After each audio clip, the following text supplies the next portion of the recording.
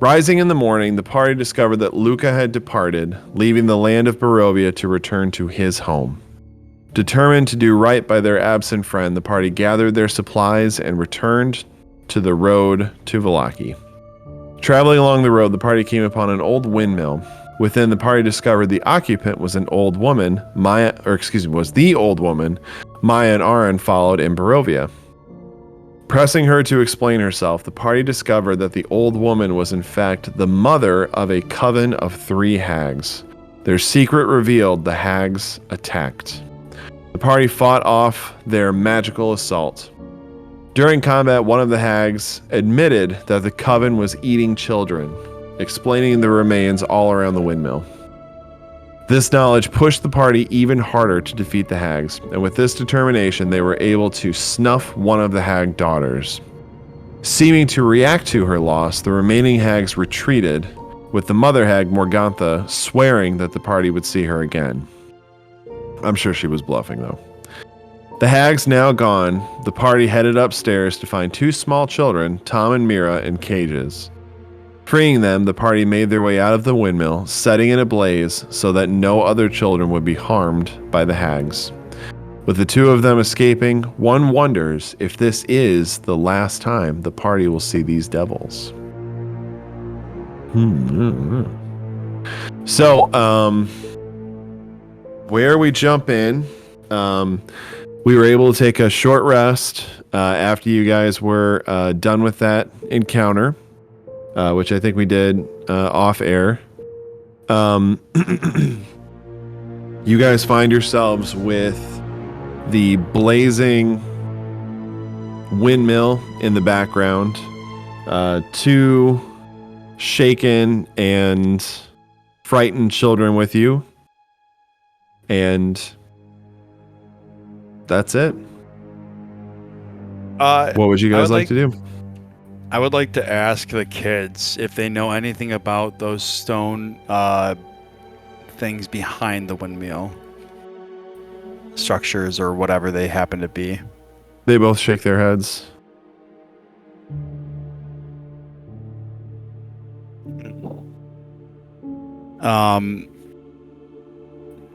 Well, I think I'm gonna look at Auron and ask if he's all right. How'd you fare? I told you to hold the line. Why did they come back down? The stuff of magic that could go through walls. To note, I don't know how good my audio is right now, but I did give everybody healing while we're resting here. Yep, everybody's at full. Thank you for the reminder. Your audio is great, by the way. Yeah, it's okay. Great. Okay, great. Well, I think we should head to Vallaki, and at least drop these kids off, along with Yes. Irina. I think that would be wise. I don't think we're gonna find much of those hags. They disappeared into thin air. We could search. Let's go to Vallaki then. Right. Okay. Just because you brought it up, Aegolor, those big tall stones are still standing behind the windmill. If you wanted to check them out, you would be far enough away from the burning windmill to not be in danger. But you certainly don't have to. I just want to make that clear. It's also about it's a little past midday. I wouldn't say the sun is actually shining brightly because clouds and shit. Can I get the map on the Roll20? Oh, I'm sorry. I'm looking at the map on Roll20, but you guys are not there. We're looking at that title screen. There you go. I wouldn't mind taking a look at the stones either, having some magic background. Oh yeah. I don't know if they are magic or anything, but I wouldn't mind taking a look at them. Yeah, I'm also inclined to look at them as well. Okay. So you guys, Auron, you gonna go with them? Oh, of course. You guys head over.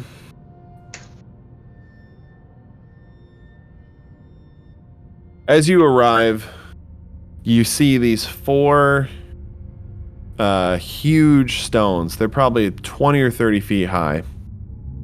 Standing upright with this flat open space in the middle. Each of these stones has carvings on their faces, facing in towards the circle. Each stone shows a carving of a different city on each stone. One stone shows a city that's covered in flowers, and above that is a singular symbol that you would all be able to surmise means spring. You look to the next one. It is a city that has warm sunlight burning down upon it. Lots of people in it. And above that is a symbol, and you would surmise that means summer. And then 2 others for fall and winter as well. If you look on the ground... Oh, let's do this. Yeah, let's have everyone roll a perception check. Okay. Do you want me to roll for you, Becca? I can roll on your character No, sheet. I've got one. I think it's +3. I still have it up. It didn't crash my whole browser, just Discord. Perception. Perception for you is plus 3. Okay, so 14 then. For me. Okay. 11. Hang on a second. 14 total. 11 Okay. plus 3. So, wasn't a super high DC. As you're looking over these stones, you notice that in the very middle of this opened area is a pile of what seem like bone fragments. But as you get closer to inspect, you actually see that they are all human teeth. I was concerned that this might have... Are these mature teeth or baby teeth?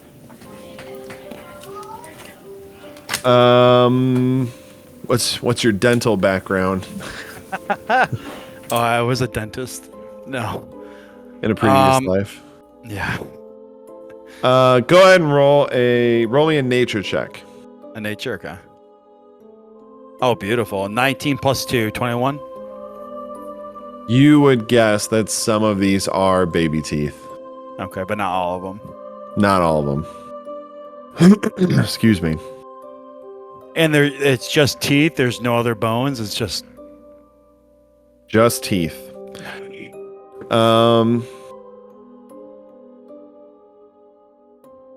Aegolor, go ahead and roll a... What would this be? Roll a history check. okay. Oh no, natural 1 with +0. So. Oh no. Yep. That's what you get out of it.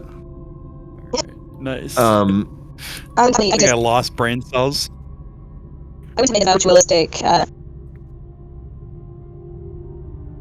testing or something like that way.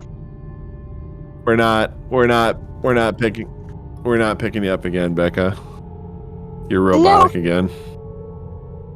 Okay.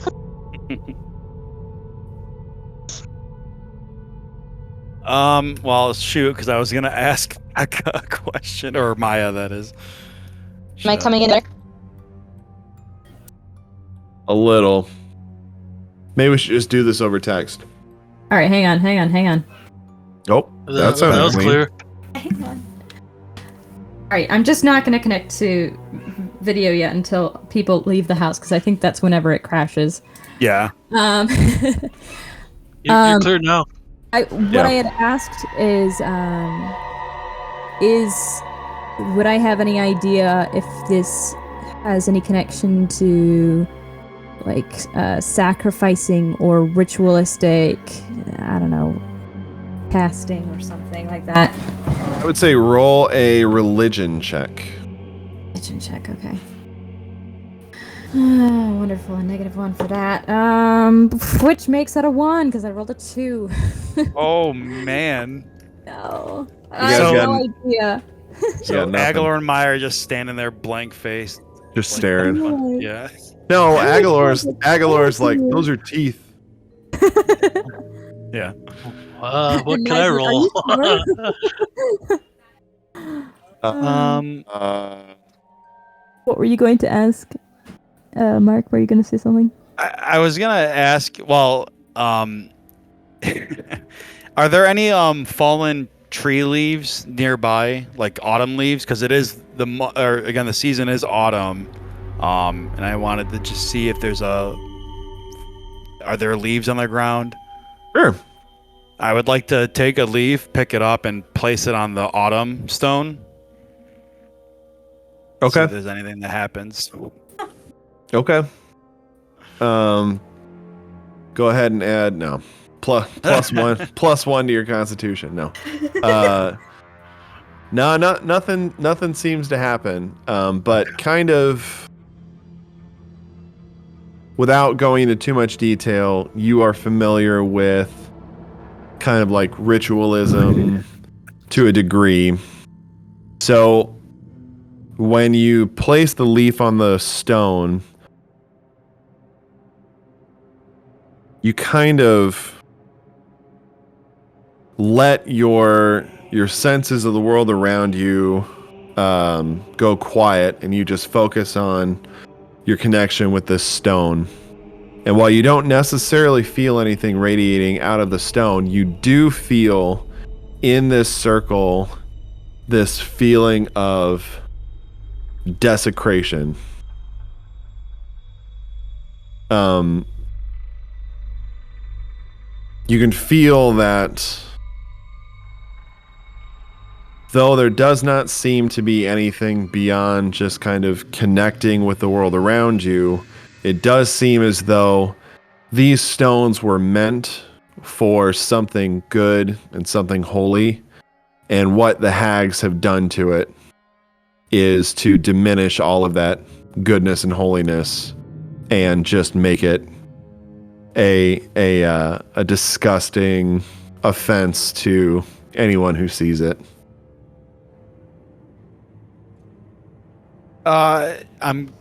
Then can I inspect the particular faces? Can I make anything out of them? The faces of the rocks? Yeah. No, the cities don't necessarily seem to correlate with any particular city. It seems like just a smattering of buildings, as though just to tell kind of a story of the passing of the seasons. Yeah, I mean, not to get too meta, but there's more, but you rolled too bad. No, I gotcha. But they are very intricate carvings. Someone definitely spent many hours working on this, or many days working on it. And based on how it's kind of overlooking Vallaki, you would guess that the choice to put the stones in this place was to kind of overlook Vallaki and overlook Lake Zarovich, which you guys can see from here. It's a very, it has a very nice vista below it. So it maybe was a place where people came to meditate, to gain inspiration from the beautiful valley below them, or what was at one time a beautiful valley. So, does anyone know about these stones, these carvings? You two? They don't seem familiar to me at all. I don't know as well. Perhaps maybe somebody in Vallaki would know more about this. Oh, yeah, that's true. We should ask when we get there. Morgantha did talk about the hunters that bring in the children. Oh, We're from Vallaki. goodness. Now, do you guys know if there's an orphanage in Vallaki? I haven't really been, so I don't know. Okay. You both were there once, but Yeah. it was not for very long. Mhm. It was not there for sightseeing. All right. Anyone else have any prayers or last thoughts to do here before we take back to the road? I don't think I do. I don't like this place at all. I'm glad we burned it. Me too. Actually, as you guys are having this part of the conversation, you hear the windmill finally fall in on itself as enough of the timber that was keeping the structure together is burned away, and it's fallen in on itself and sends up this Okay. plume of smoke. I'm gonna,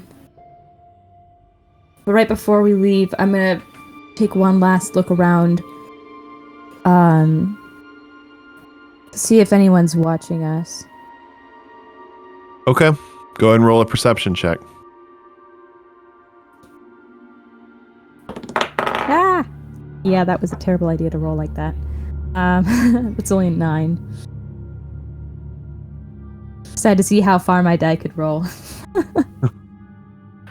You don't notice anyone watching you.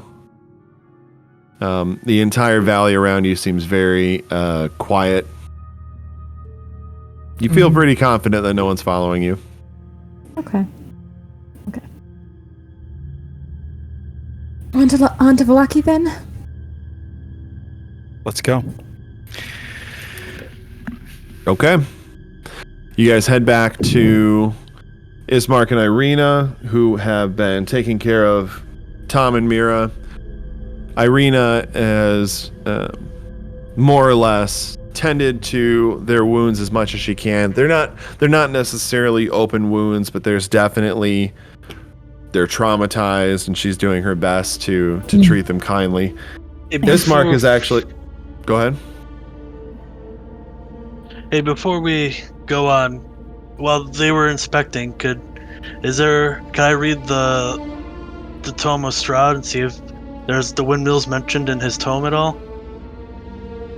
Sure. You read through the tome, kind of flipping through pages, because you have to kind of skim, looking for something in particular. You don't see anything about a windmill necessarily. You do see mention, kind of offhandedly, about the family who owned the windmill. If you guys remember, Right. at the Durst family home in the death house, Right. the owner of that, or when you were in there, you guys were able to find a deed to a windmill, and knowing that, sorry, Stephanie messaged a different group and it threw me off. Thanks, tough. I need to boot her from this server completely. You find mentioned in the Tome of Strahd talking about the father of the Durst family and how he wanted to broker a relationship with Strahd as far as business goes, uniting their houses, etc.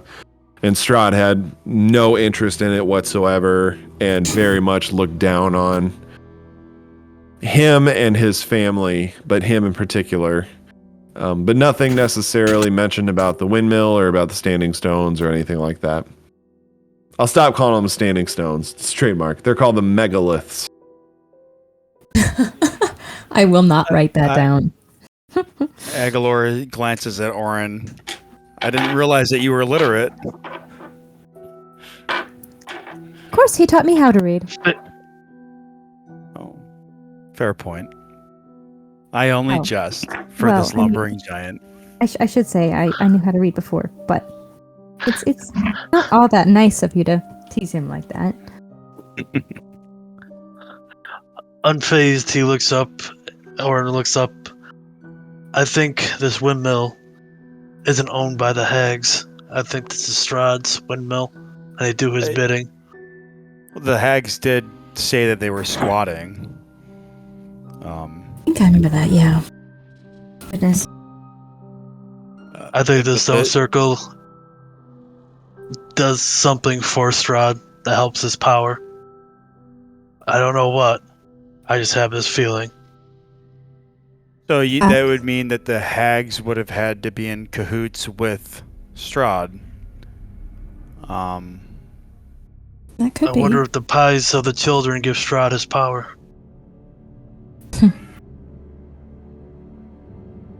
There's no mention of that. I have a feeling it just weakens those who live under his reign. Makes them numb to the world, not care, not fight back. Similar to the bartender that I saw back in Barovia, correct? That's a good point. Though he was, as we say, soulless, born without a soul. Oh, they're born without souls. That's right. Yeah. Have no soul to have in this world. That demon is pure evil. I don't put anything past him. Right. All right. Well, to Vallaki then. To Vallaki. Okay. So, as I said, Irina has done what she can to kind of help the kids feel more comfortable and a little more relaxed. Ismark has actually gotten kind of like he found a small rock and he's trying to get a game of catch going with Tom. And Tom is kind of having it a little bit, but he also can more or less still see the structure, which traumatized him so much. So he's not really having a ball necessarily. But Ismark is doing his best. And as you guys... Go ahead. I was just going to say we would give them some food from our stored... Our piles of food. We have a lot of wolf meat. We do have a lot of wolf meat still. Just use it before it goes bad. Prime rib. Eat this, kid. Yeah, of course. You give them some of your rations. Irene will do the same. And and my healing, I think, would have covered them as well. I can double check if they had any actual wounds. I think you did. Like I said, they didn't have any injuries. Just 6 people. They're malnourished. Yeah. They are traumatized. And those things can't be fixed with healing magic, unfortunately. But you give them rations, and they, no pun intended, wolf them down, as it seems like it's been a while since they've had any food. Understandable. Okay.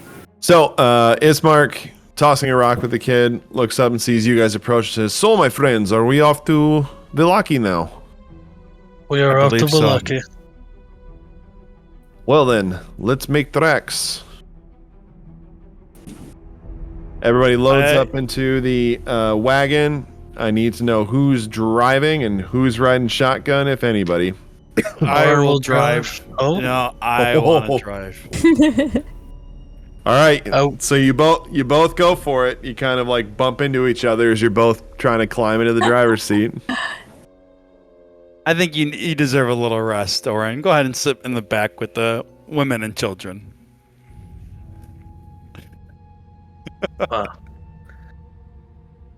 You know, you could both drive.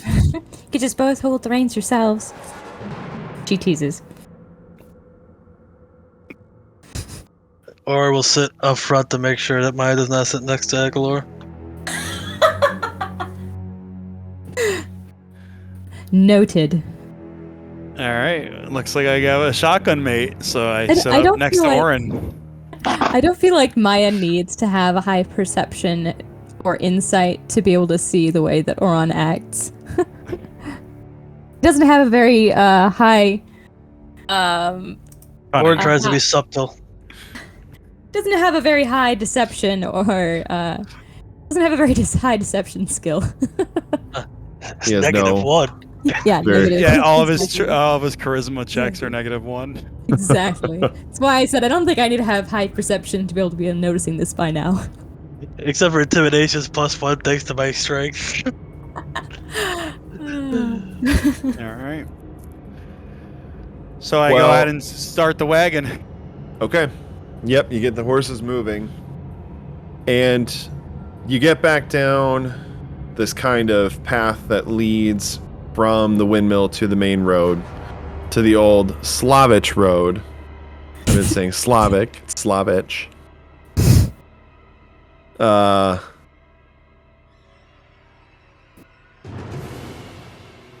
No, it's not. I'm pretty sure it's Slavic. Svalich. Svalich? Svalich. Svatic. Boy, that's rough. It could be Hang on a whatever you second. want. You could see how Chris Perkins. You're the pronounced DM. it. Yes, Oh, it's true. I should see. Well, I feel like that's where I got it. I feel like I got it from Chris Perkins. It A lot sounded of the- right whenever you said it.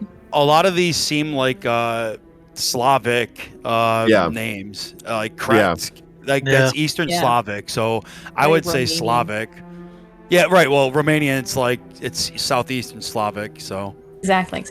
yeah. And this That is when pretty they much say it- Castlevania. That's also where I got it. Yeah. But I feel like would, there they'd say Vich. Slavich. But it's also That's like French. Svalich. Or Yeah, Italian. you're right. Yeah. It's All right, it's you more know like- what? It's more Latin. It's more Latin. Latin. That's It sounds like we all agree that it's, You can keep saying itch. Slavic if you want. but I'm Or not. I'm Slavic. gonna say it's Svalich. Svalich. I can't believe I've never You noticed can that remember the V that. is in a different spot. Holy cow!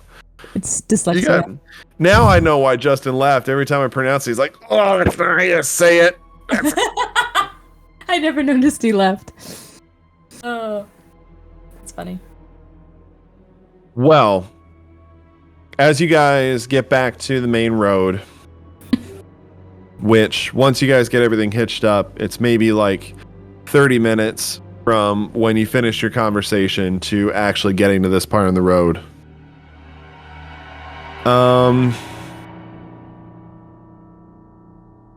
Auron, Aegolor. Fuck you guys, don't Nice. say anything. I won't say anything.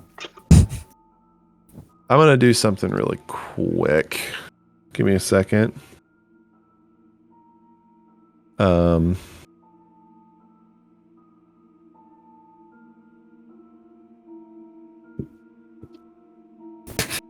Never mind.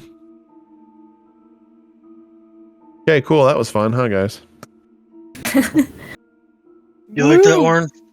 You guys, once you get back to the road and you're heading in the direction of Vallaki again, you're up high enough that you're able to just look down on the town. You feel weird. Feel like someone's watching you. But Wait, where are we on the road? Right? Are you looking at the map? Yeah. Right there. Okay. Right where it meets back up with the road. Mhm. But we can see Vallaki from where we are.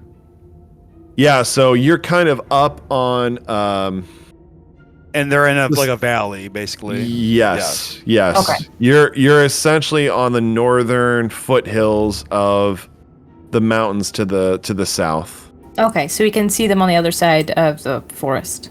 Yes, you can see over the forest, you can see the lake, you can see Vallaki from here. And you feel like you're being watched, but as you kind of whip around, you don't see anybody, you don't see any movement.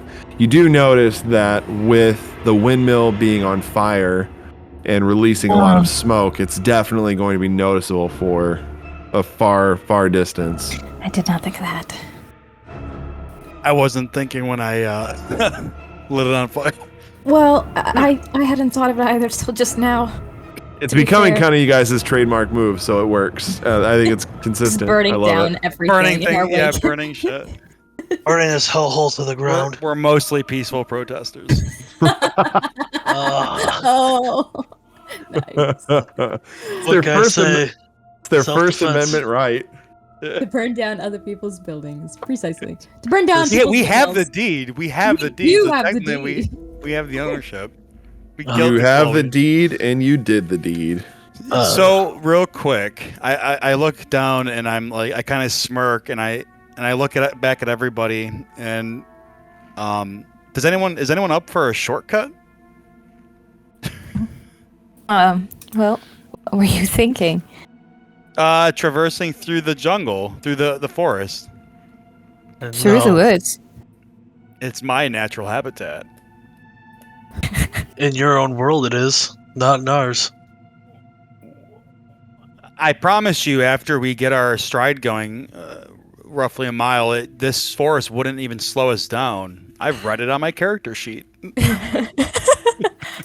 Rob, do I get the idea that going through this strip of woods that he's talking about, which is kind of obvious on the map?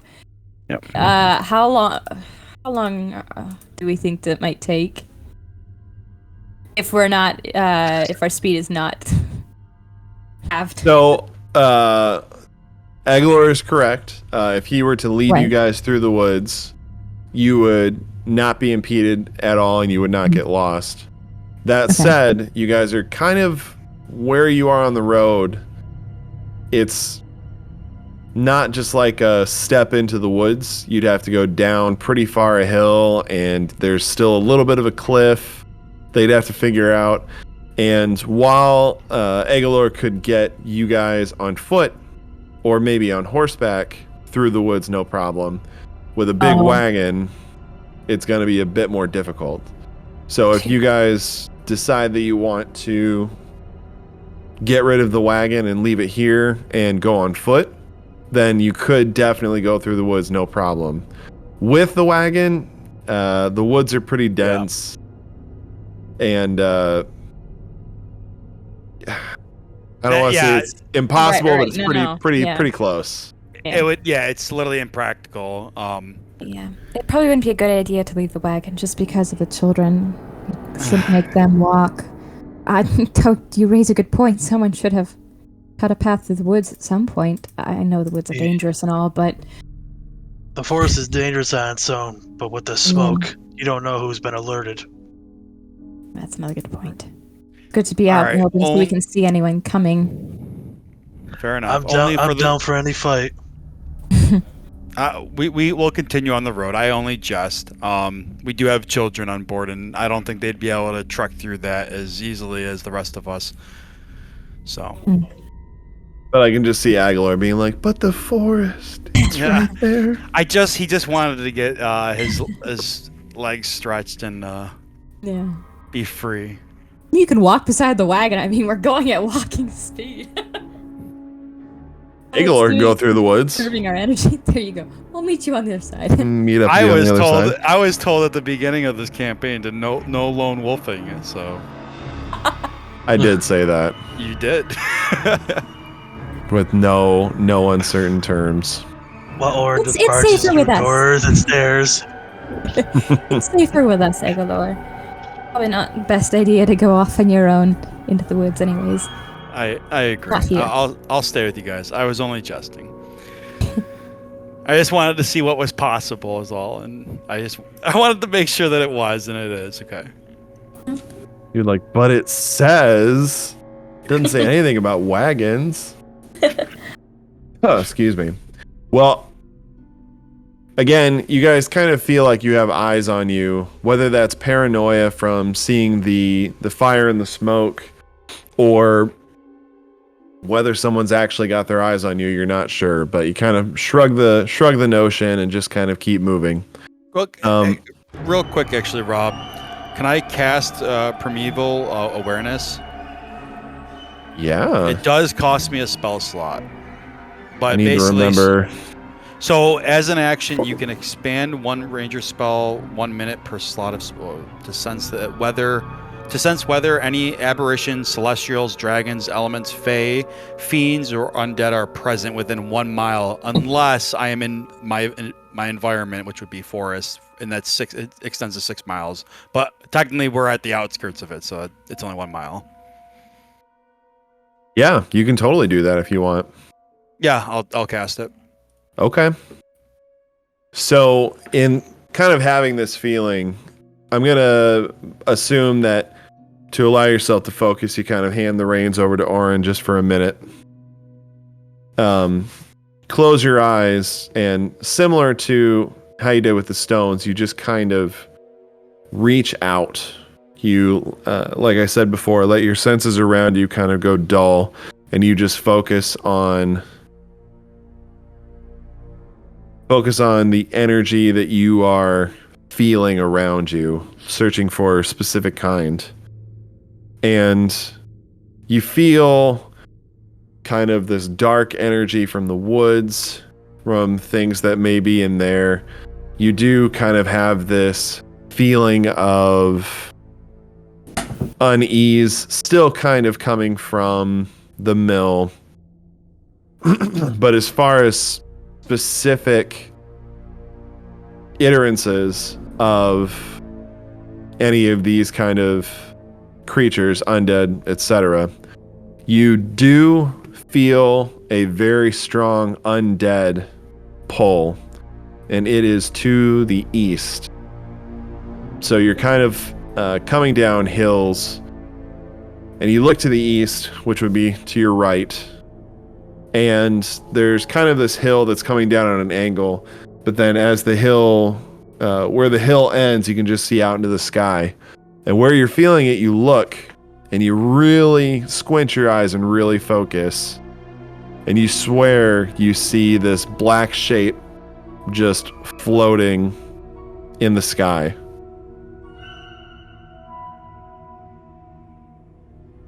I awaken from this little trance and I explain that to Auron and Maya and Ismark and Irina. You guys know of any black objects that can fly outside of Strahd? What location is it coming from? To our right. Yeah, it's coming from like over here-ish.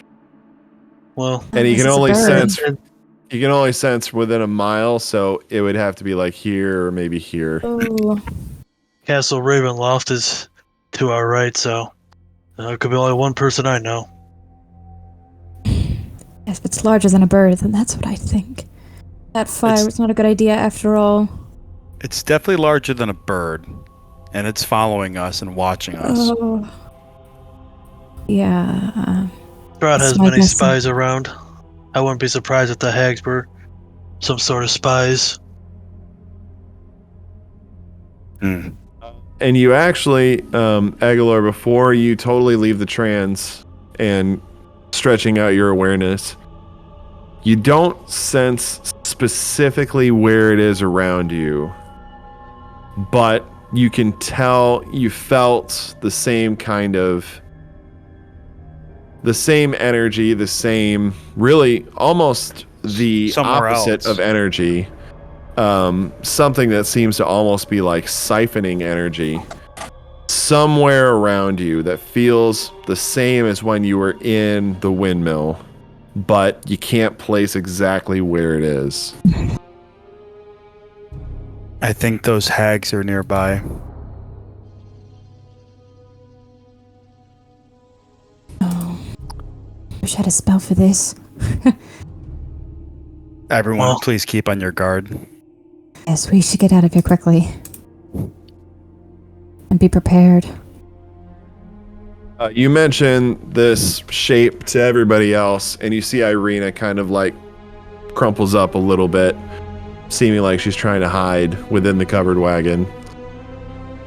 The kids notice that she is kind of retreating into herself, and so they start to get a little anxious, and they scoot closer to the people that they're sitting next to.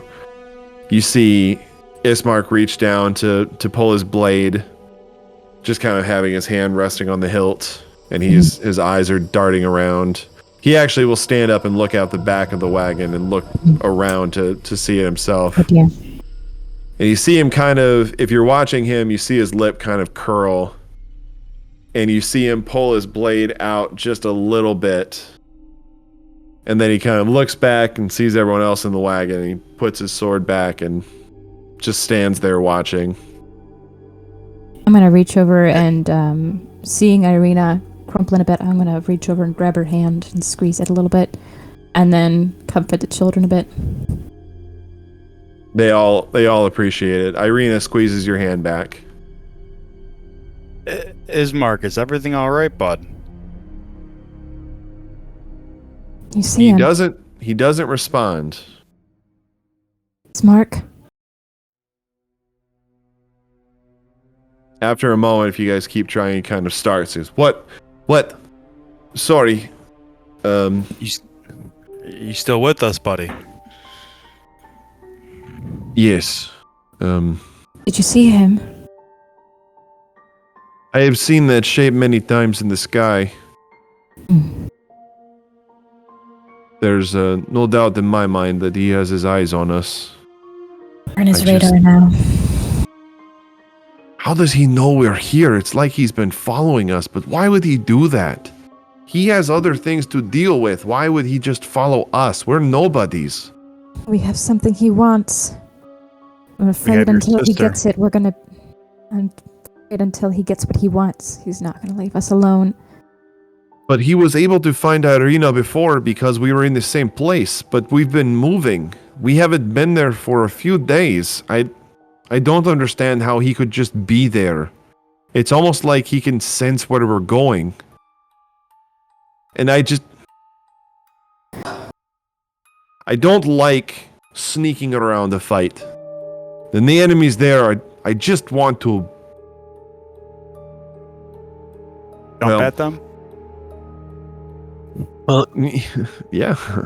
We don't have the strength for that right now. I wish we did, but we need to find these weapons and things that will give us strength over him. Before that, I don't think we'd survive a minute in a fight with him. We'd all be dead. Or worse. Don't assume we won't run into him before then. Ismark, I agree with Maya. She speaks true. I felt something absolutely terrible. This gives me terrible ideas about how he's tracking us, though. Ismark will turn to you and say, what? The whole time he was talking and you guys were having that conversation, he's still just staring in that direction. But you say that and he looks at you and says, What do you mean? What are you talking about? Well, I just mean... if...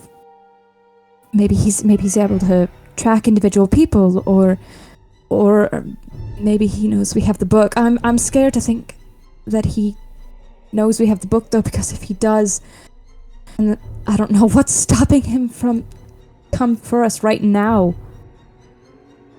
I don't know why he's waiting. That's what scares me.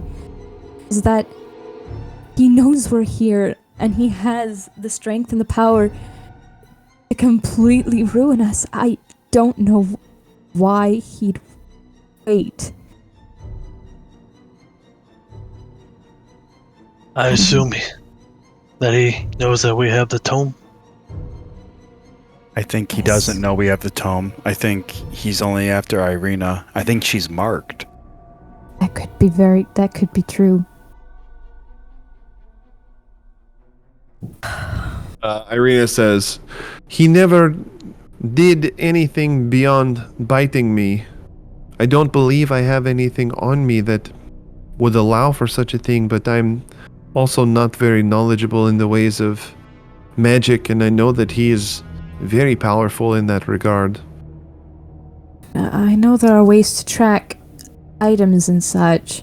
I don't have the power to do it. But I don't know. I'm sure he has powers beyond our knowledge. So Ismark's kind of looking at you while you're saying that, and he kind of nods. And then he looks back out, and then he starts kind of whipping his head around like, I don't see it anymore. If he was, he must have left right when we were talking just then.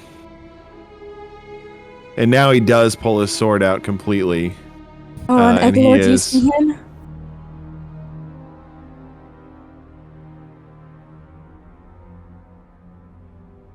Aegolor, you gonna look for him? Oh wait, so she said Auron? Auron and Aegolor, sorry. Oh, okay. Do I see him? I mean, I would have to cast it again, correct? Or No, the casting it would just help you know in which direction they are. If you wanted to find him again, if he's not in the same spot, assuming it is Strahd, you'd have to roll a perception check.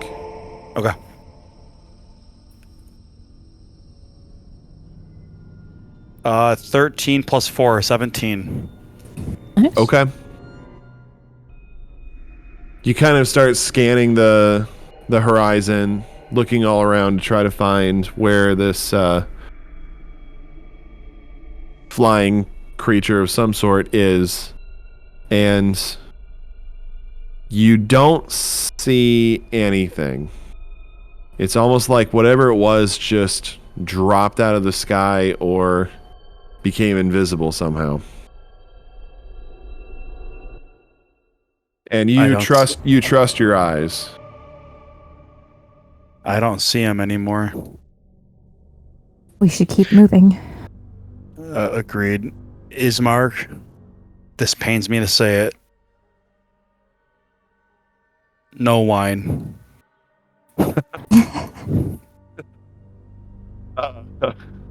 He's like really focused, and then you say that, he kind of, yeah, right, all right, no wine, yeah. And not seeing the thing in the sky anymore, he sheathes his sword and then sits back down. Kind of like runs his fingers through his hair. Let's get these kids to safety, then we can worry about Strahd. Agreed. So you get the horses going. Actually, you hadn't stopped. You were still moving. Yeah. Aegolor, you get the reins back from Auron. Assuming he gives them up. If he doesn't, I'll charm him. He's immune to charm, haha. But Auron gives him the reins back. I think that's only actually- during rage, but sure, let's just say that. When he hands me the reins, I actually want to. I broach the question with Auron. So Auron, tell me, who taught you how to fight? I came from a land of many fires. My father was a great warrior. So your father. Correct. And what was his name?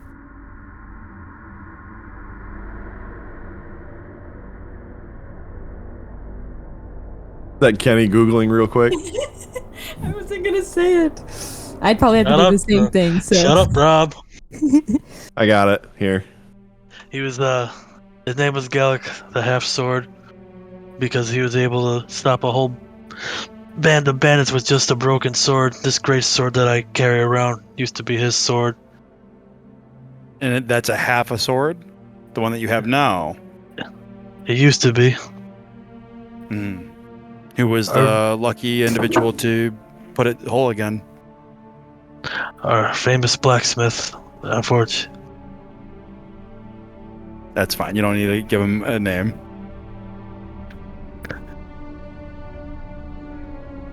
Okay. Kiss And my camera.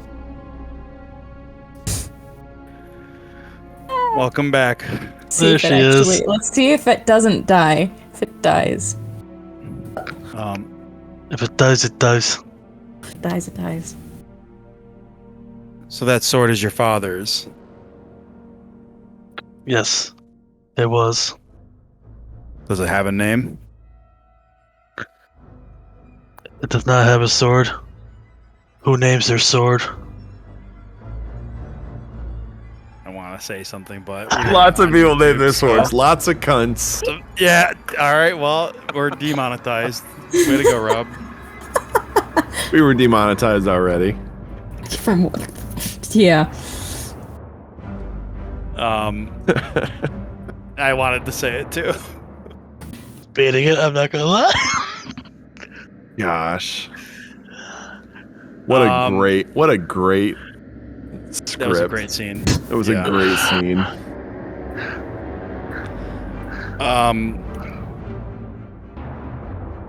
Is there any other family members that you have, Auron? Excuse Your me. mother, brothers, siblings? There is no one anymore, just me. What about Maya? She seems to be your surrogate daughter.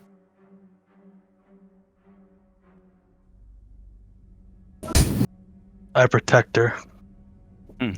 You put on a bigger show than you're willing to lead on. A big, strong, independent man like yourself doesn't randomly pick up people to protect them. There's something else to it. Yeah, witty, carefree men don't protect children. We are all broken in our own way. Some of us just prefer to keep it to ourselves. I like you, Auron. I tolerate you, Aegolor.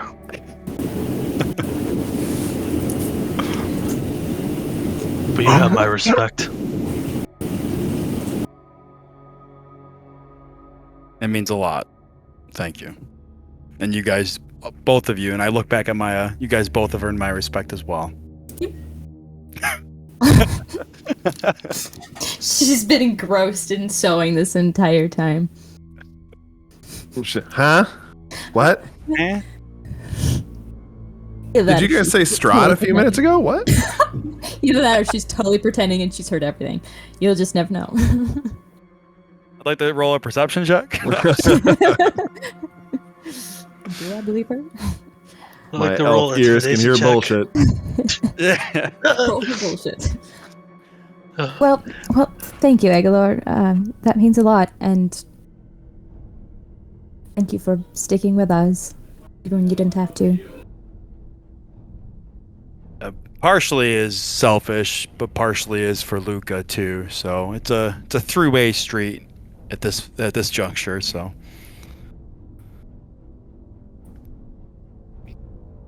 Well, as you guys continue rolling along, the road is pretty bumpy. Errant rocks and a few extra craggy spots make it so that you have to move kind of slowly through the mountains. But then, as you continue to descend these foothills and get more to the tree level, things level out quite a bit.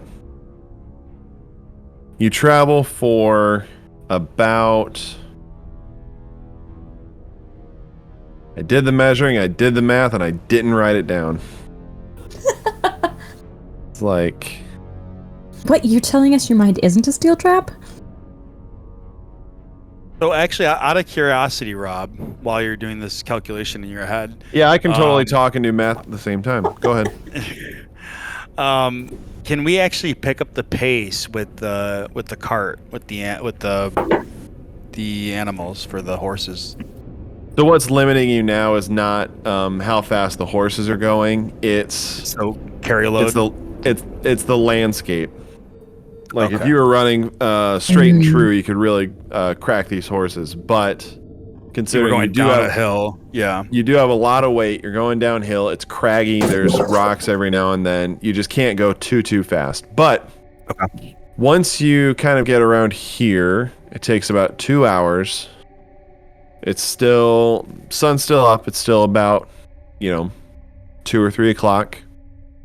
And that's when things really start to level out and it becomes almost a road again as you head west, continuing out of the mountains.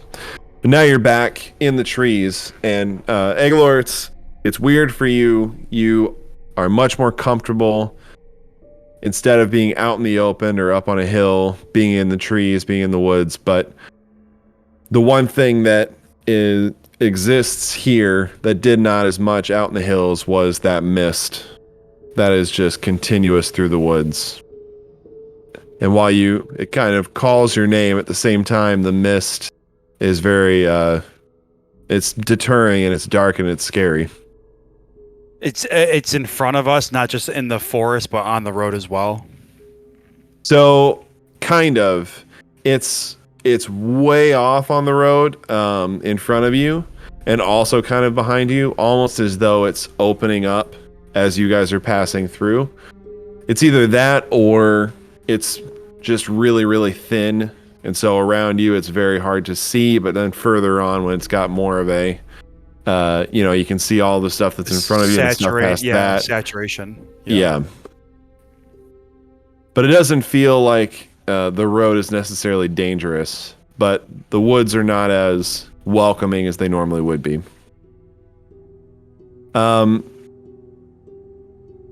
You guys continue on for another 3 hours as you continue on the old Vallaki road. Am I saying road right? Like, do I at least have that part right? Road? Nope. Road. Rude. Rude. It's rude. Pronounced rude. Old Vallaki rude. Ursvelik rude. Now I need to change where I'm at. The old Vallaki road meanders into a valley, which is where you're at, watched over by dark, brooding mountains to the north and south.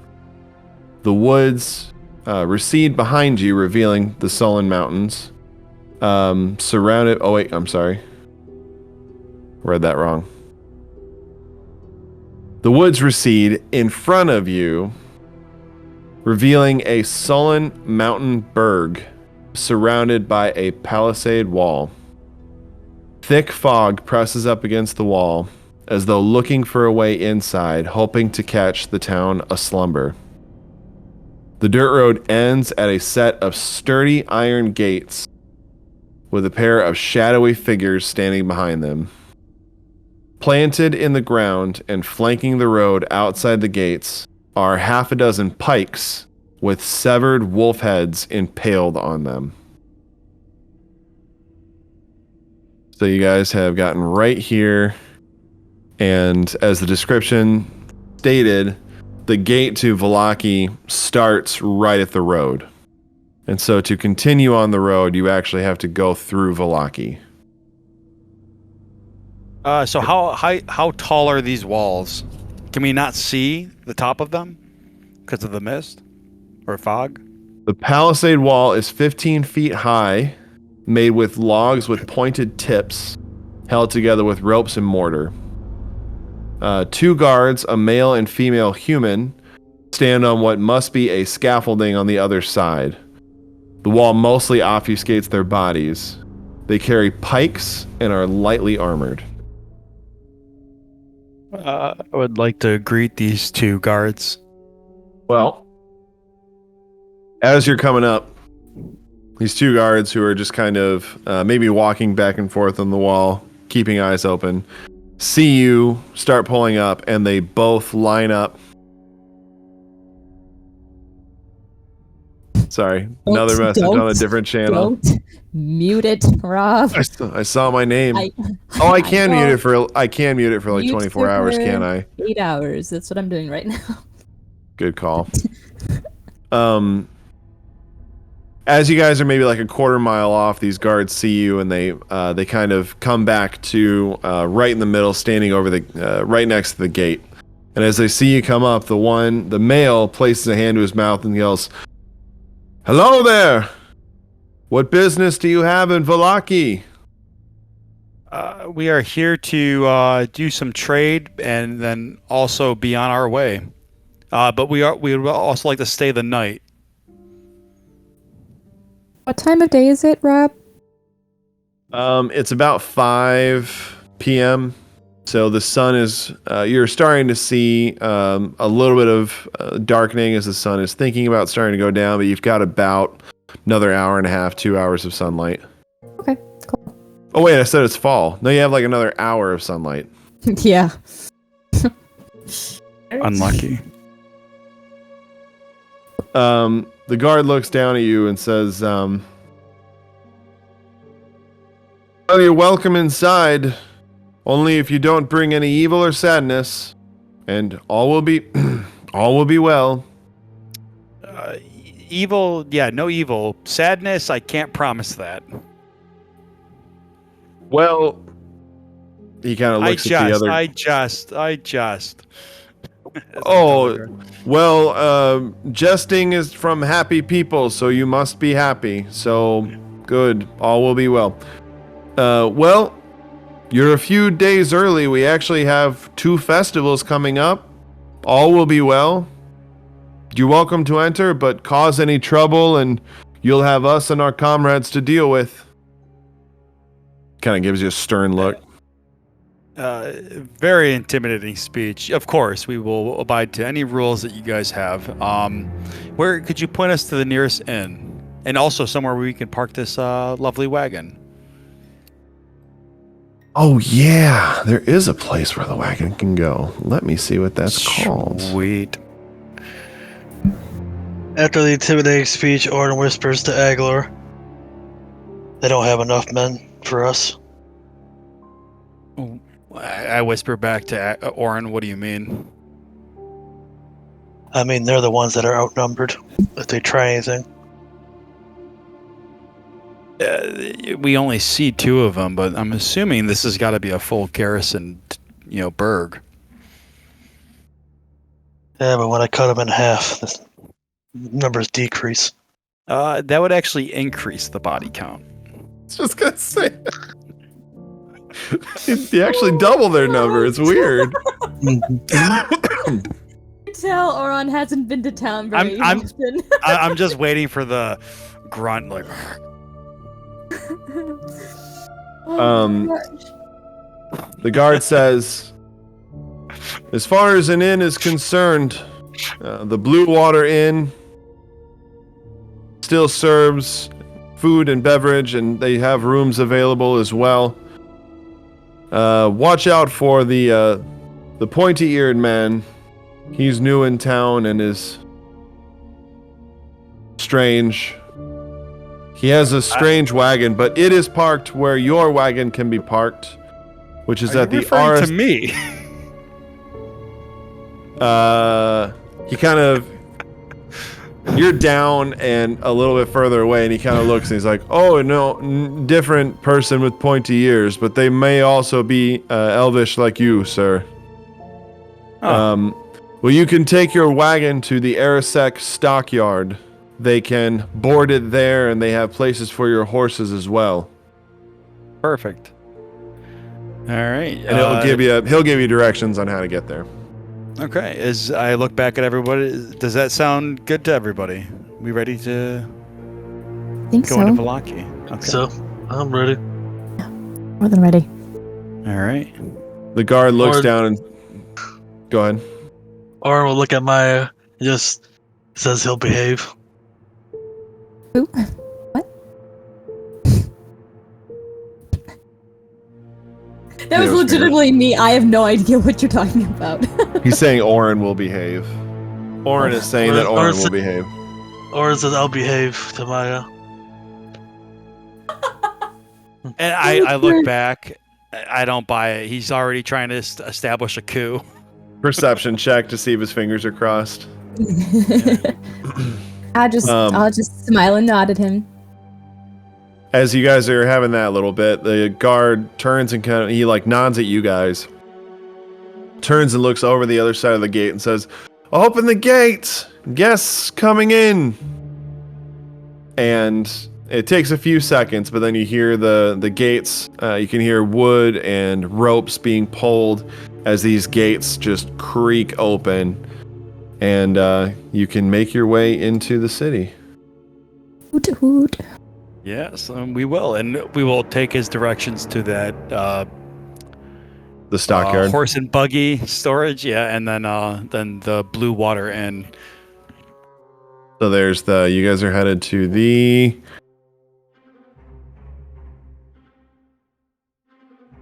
Arisek stockyard, and then you're going to the Blue Water Inn. So you guys have that somewhere. Okay. The town itself is very different from Barovia. Many more people can be seen milling about the streets, buying and selling wares and chatting. The buildings, while old, have clean exteriors as though recently painted and well cared for. Despite the more normal facade of Vallaki, there's an unease in the air. As you pass, people watch you closely. Many of them part so as to not impede you. You see colorful and festive decorations festooning street corners, but the people sneer at them and give them a wide berth.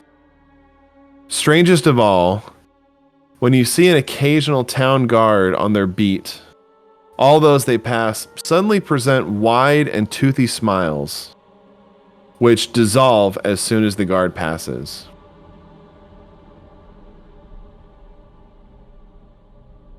Yeah. You guys. The music shift just then didn't help too much. I did not plan that. It was very very Ooh, there we low. go. So this is Vallaki. You guys entered, make sure I'm on the right layer.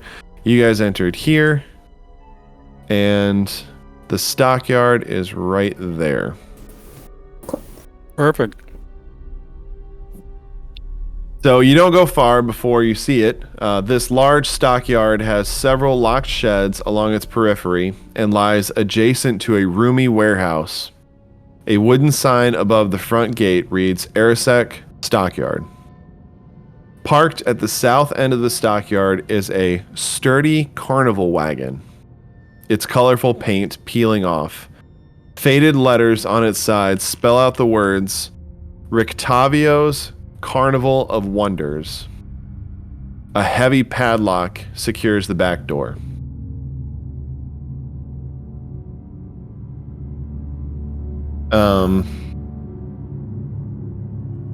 You guys want me to break the lock? No, no. I just. Fuck you. Almost, oh wow, that was scary. Maya will definitely laugh at that. Very funny, Auron. But we actually we could come back later at night and peruse inside that lockbox if anyone's interested. It's hard for the tall guy to be hidden, but I'm game. I don't know if that's entirely necessary. This man's trying to make a living. Why should we take any of his stuff? Have you seen the people in this town? They're all crazy. Well, I don't know. The We're guard not allowed seemed to a little bring in more- evil or sadness. guard seemed a little more odd to me. True. They said Ismark will all perk up. will be well. Ismark will perk up during this part of the conversation. He'll say, well, Vallaki is well known to be a very well-defended city. Even if the people seem a little weird, I mean, it's Barovia. Everybody's a little weird. Maybe we just need to settle in a little bit. We need to go see the father at St. Andrew's Church. He may be able to give us some answers as to why people might seem a little uneasy. I've never met him before, but hopefully he'll be cool. Are we by chance hiding the fact that that Strahd is after your sister? I don't think that the people here will take kindly, even the clergy will. I don't think they'll really take all that kindly to the fact that they'll be harboring someone that Strahd is looking for so intently. Well, part of the reason I wanted to come to Vallaki is the rumors say that St. Andrew's Church, Strahd cannot enter.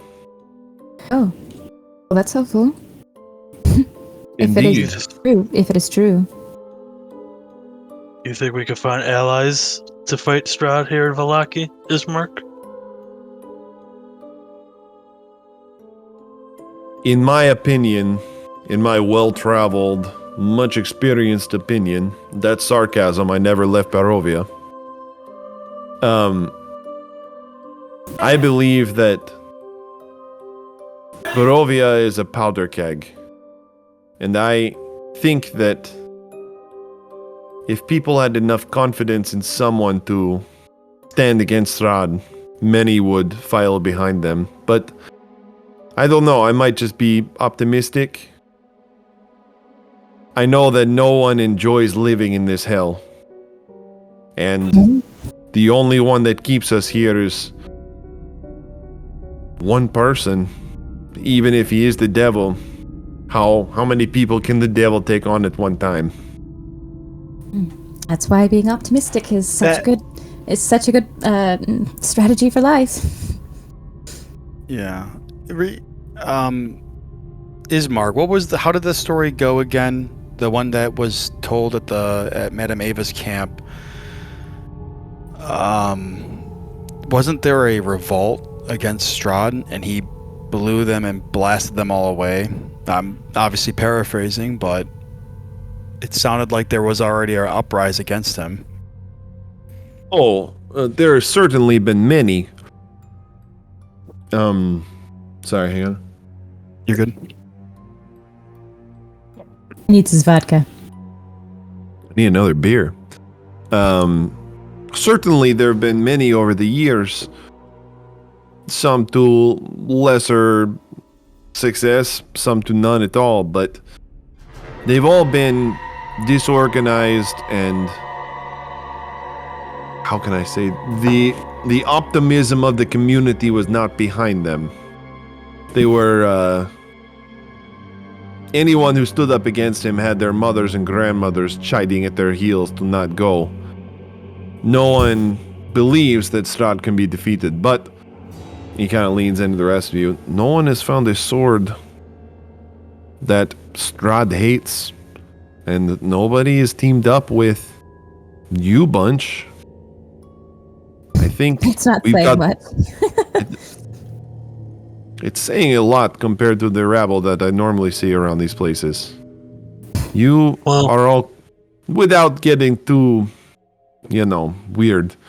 You guys are very capable. It bodes well for us that stand against Strahd. The wizard can make it out.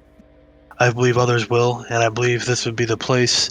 Because it looked like the mist was trying to get in, but could not get fully in here. So this seems like a safe space from Strahd, so I feel like we can get some allies somehow, some here. Or at least information. Maybe some wares.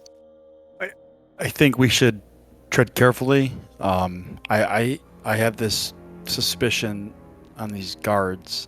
But to that point, I agree with Auron. I think we should be fishing for information first, and then we act accordingly after that. Agreed. Carefully fishing. I couldn't agree more. And Auron, are you being a little bit optimistic right now? No, I just don't trust the Vasani stories or Madame Ava. Fair enough. Probably wise. Are you saying that the broken wizard isn't out there? No, it just sounded like Auron had something nice to say, and it's a change of pace. Very cool. He always has nice things to say. Does he? What was the last nice thing he said before this last one? Well, these last couple days have been a little hard on all of us, I think. He gave me wine this morning. He did? I probably shouldn't have shared this information. What the hell, man? I mean, what the Barovia, man? Mark, Nice. You can't handle your wine. I'm not going to give Maya my greatsword, so you can't handle it, so you can't handle the wine. I'm not going to give it to you. Well, you said Ismark. All I heard was Mark. I was like, what's going on right now? It's Mark. Breaking the Third third wall. person. That's all. Yep. Can't hold your wine, Mark. Shut up, man. There's one time in Buffalo, I swear. Oh god, that was disastrous. I don't know. So, while you guys are pulling into the stockyard, and kind of find a spot to park, maybe 15 feet away from this other carnival wagon that you see, a young man comes out from one of the barns, and he waves at you and, "Hi, what can I do for you?" We would like some normal. I don't know what the terminology is for our horses. You want to keep your wagon here and have us take care of your horses? Yes, please. Yes, that. Totally. That'll be 3 silver per day. Can we do 2 silver? We're a little light on the pockets here, my good sir. Roll a persuasion. Yes. How about you? I have over 200 gold since we left Barovia. 5 plus 5, so 10. So, or in Giant will ask Maya, do you want me to make him lower the price? And she will reply in Giant, "No, that's silly. Unnecessary. We have plenty of money. Holy shit, you both know giant. So, Aegolor, as you're sitting there, you just hear the two of them just be like,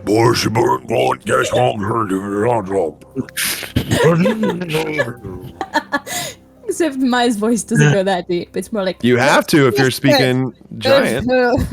Well, she tries. She just doesn't get the accent quite right. Yeah, and then while they're doing that, I do this, and that's a good look on both of you. That's What? Excuse me.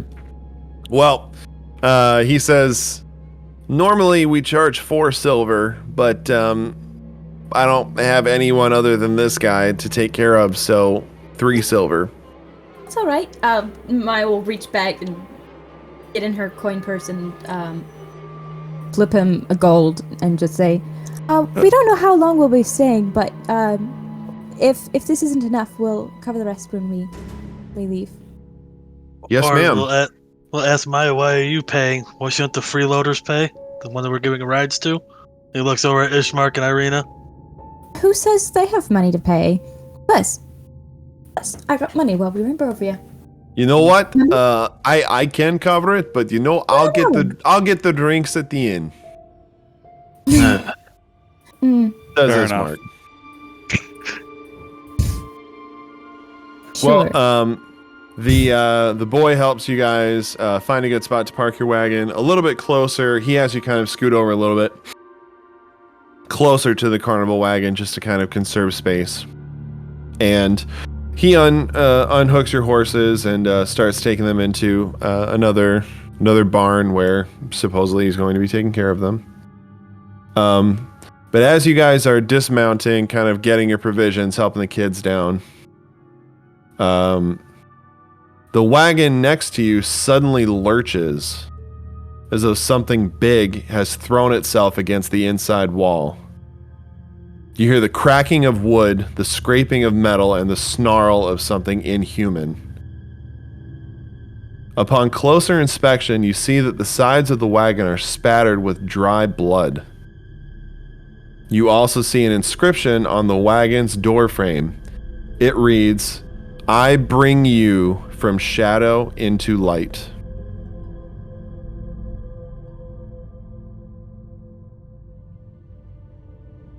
Something tells me that that's not happy.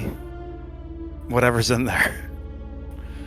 Maybe Hope not it like tells me that's man. not our problem. I also agree with that. If it eats our horses, the Auron, I'll be very upset. Well, it's got a nice padlock. But our horses should be safe.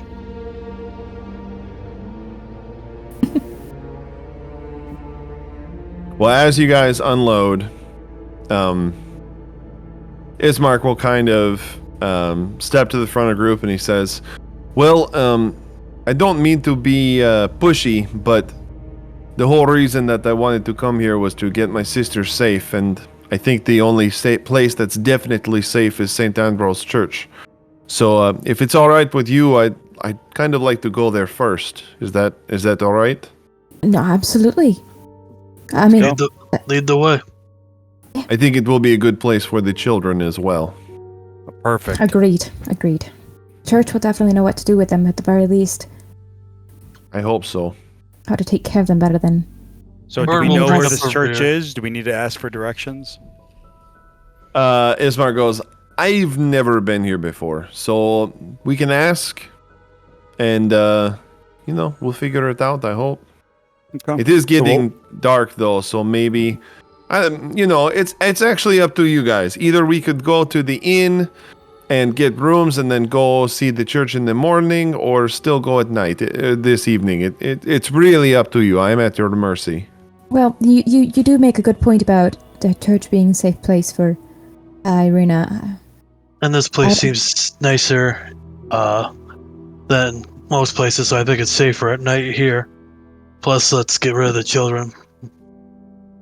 Make sure they're Don't safe. say it like that, Auron. Stupid brat. Oh, hey. I That's an can show extra you guys room. what the It costs wagon looks money. like. There, I push it out to you. That's what the wagon looks like. It's Perfect. not raining presently. Oh, okay. That's only in The Witcher. Right. Every day. Someone asking if they want to play Gwent. I absolutely love it. Can I run to the bathroom real quick? Yeah, let's go ahead and there was one thing I want to do before we go. As you guys get onto, you kind of leave the stockyard and start walking around, you're going to have to start asking people questions and try to find your way. Before too long, you see a sign, and it's this big, colorful sign that's been nailed onto the side of a building. And it says this. And I'll read it for the audience. It says, "Come one, come all, to the greatest celebration of the year, the festival of the blazing sun. Attendants and children required. Rain or shine, all will be well. The Baron." Where's that phrase again? All will be well. All will be well. That's what the guards just- said? Yeah. Just kind of rubs me the wrong way. And actually, as you guys are having this conversation, you're not speaking too loudly, but as you say all will be well, you kind of notice the people around you start smiling. It's funny, you kind of read my mind because I had been just about to say something in Giant to Auron. That's funny. Yeah. But I mean, Rob was talking, so I'm going to interrupt him. It's like, oh, that's too No much problem interrupting, Rob. I'm upset that Bark Baby had to pull up my backstory. You know what? I was thinking about it this week, and I've been planning on talking to him about his backstory. So, I mean, he'll get hit when his time comes. If we get a chance, if we get downtime during this evening of roleplay, I'll probably pull him aside or something. Or chat to him while he's drinking. I don't know. Oh, Aegolor? Yeah, Aegolor. No, Mark, I want to know more about his backstory.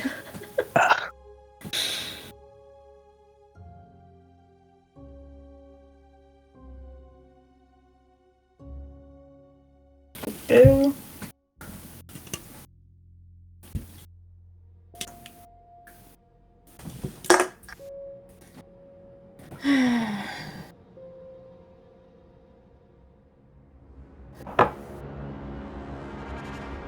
I hope we don't get attacked or something in the middle of the night.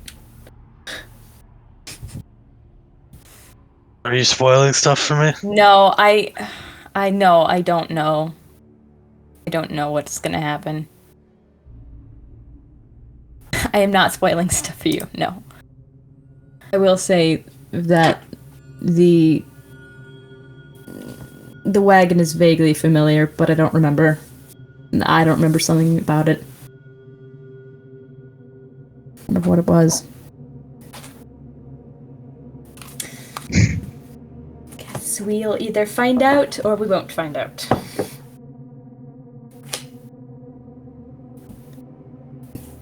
Excuse me.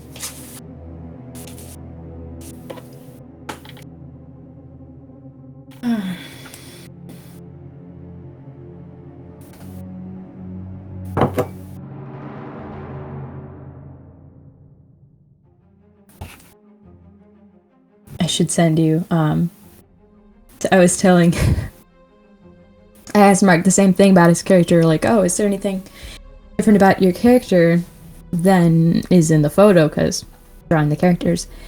And I sent him a little thing I drew up a couple days ago that was kind of based on the photo he has of Aegolor. And he's like, oh, I'll draw a photo of Maya, tell me what she looks like. So I told him, I should send you the photo he sent me. I've been cracking up over it all afternoon. And actually, I don't know if I can actually. There we go. Save image. Copy image. I've just been laughing so hard at it. It's so good. It's just right on. It's just right on the nose.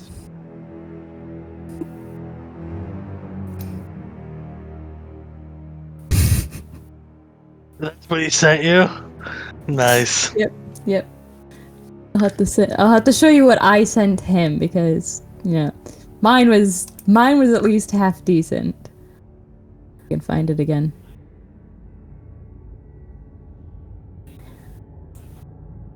He did say that there were some differences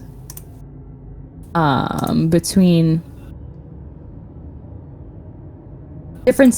the photo and what he really looks like. Damn. I just showed up. That was the longest sentence I've ever heard. Nice. Mine? It looks good. Thanks. He said there are a few differences, but I drew this a couple days ago, so hence why I wanted to know about what Auron really looked like. Like behind the mask? Everything. Yes, what he looked like before the mask, before the scars, after the scars, and what the mask looked like. Yeah, basically. How to pronounce. It says Svalich. It is Romanian. It is Slavic. Svalich. Svalich. Dang it. Svalich. Svalich. That's why I gave you that Romanian name earlier. I told you. I was spot on. Totally. 100%. 100. Hello. Hello. Welcome back. Aye. Is everybody ready? Oh. Yes. Okay. Do me a favor. We're all gonna be quiet, dead quiet for like 3 seconds or 5 seconds so that I can find where the break is in the waveform so I have an easier time editing this. So everyone be quiet for a second. Don't be a dick, Mark. I see your eyes.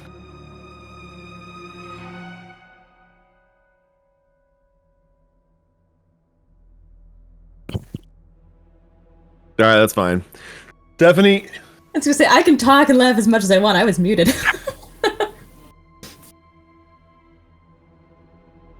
Oh, goodness. All right, well, stop. I'm going to put you outside. I don't think you can get Are the... you talking to Moose or Stephanie? My wife. Do you see her flicking the lights on and off behind me? No, I didn't see. But your videos Okay, do it always again. messy for me. Oh, I see. There now. it He's is. doing it. Yeah. Your video's always messy for me anyway, so I see it though. I am Part of the chorus is what she's trying to tell you. married to a straight up child. You two Child are, bride. like perfect. You guys are perfect for I'm each calling the other. cops. I didn't hear what you said, so it doesn't count.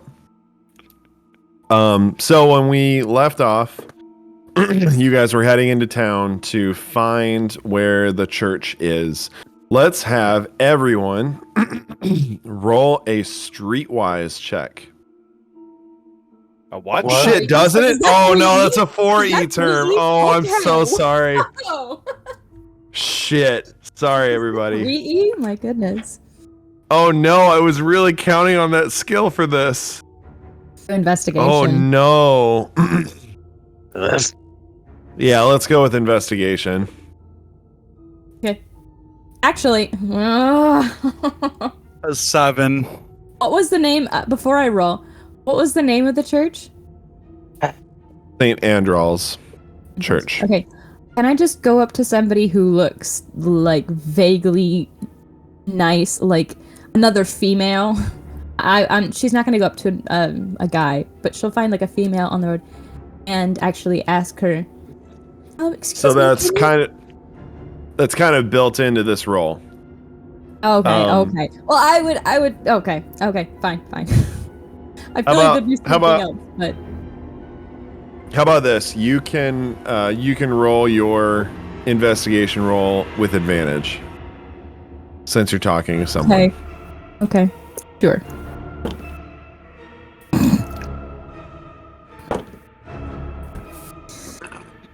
They're both awful. No, I was gonna have the Ismark and Irina. Investigation. 9. Roll an 8. and a 2. An 8 and a 2. Hey, can you guys see my rolls now? I can. Yes. Probably. Oh, Right. that was almost a natural 20. Okay, so what did you two roll? Auron and Aegolor. 3. 7. Oh my gosh. We're all All right, dumb. so it's not that you guys are not able to find the church. It just takes you a little bit longer. You try to approach people to talk with them, but people are they're not standoffish, but they're kind of wary of strangers. And you kind of have a hard time getting a straight answer out of anybody. But eventually, it takes you about an hour. And as the sun is gone down, you see people lighting torches throughout town. And you start having a slightly harder time finding your way because it's now dark. But eventually, after about an hour, you guys arrive at the church. Give me 1 second here.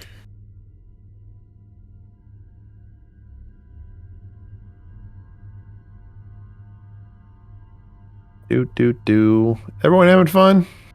Yeah. Yeah. Got some Yeah. pumpkin pie over here. Oh, jealous. All right.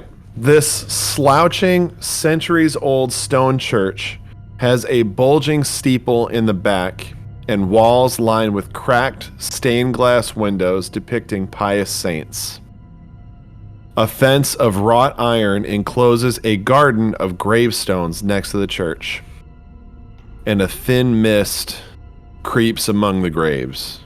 Very thin. This is the place? Ismark says, that guy I asked said it was. There's no sign out front, so I guess. But it is a church, so I can't imagine there's two in the city. I'm inclined to agree. All right. Let's. Is everyone okay with going into this place? Oh,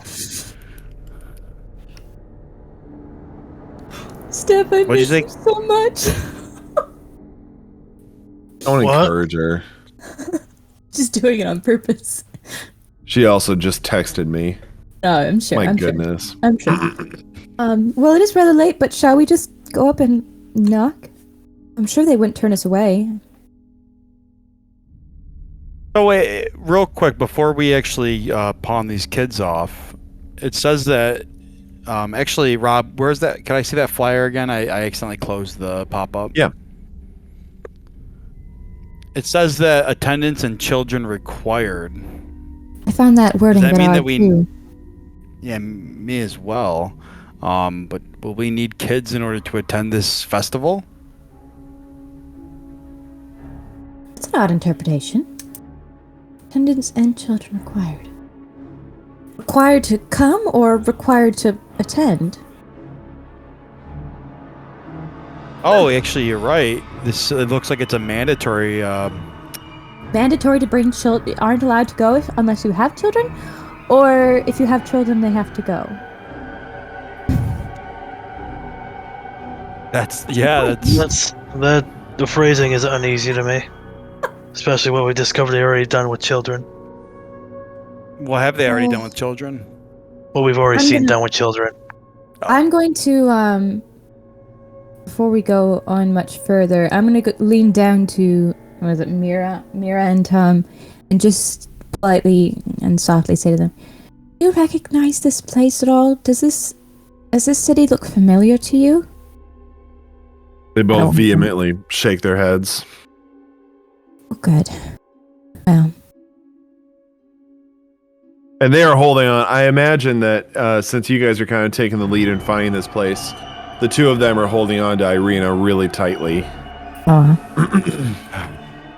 Irina, if we leave you here at this church, you're gonna be tasked with these kids. Are you up for it? Let's see what the church holds first. a good idea. That's a fair assessment. Perhaps the church knows of a place that raises such children with no parents.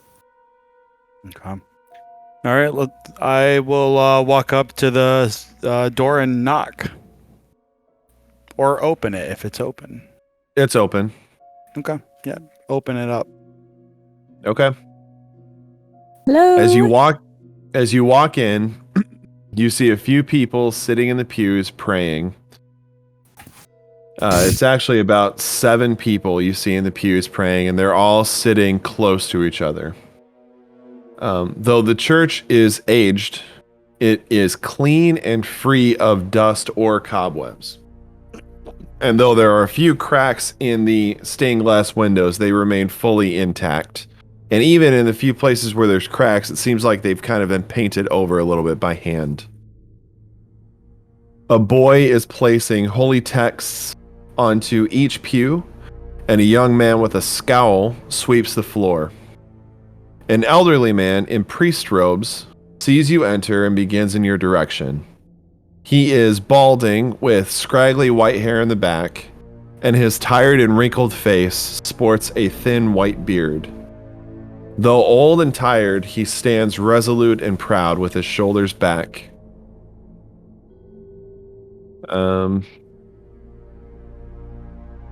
I have a picture for him, but I don't have a good way to show you. So just take my word for it. He approaches and he warmly says to you, "Greetings. I am Father Lucian Petrovich. This is St. Andrew's Church and all are welcome. How can I be of service to you?" Greetings, Father. And I will do a performance check, or I don't know if this is correct or not, but I will regurgitate the slogan that I've heard a couple times, all will be well, to the Father.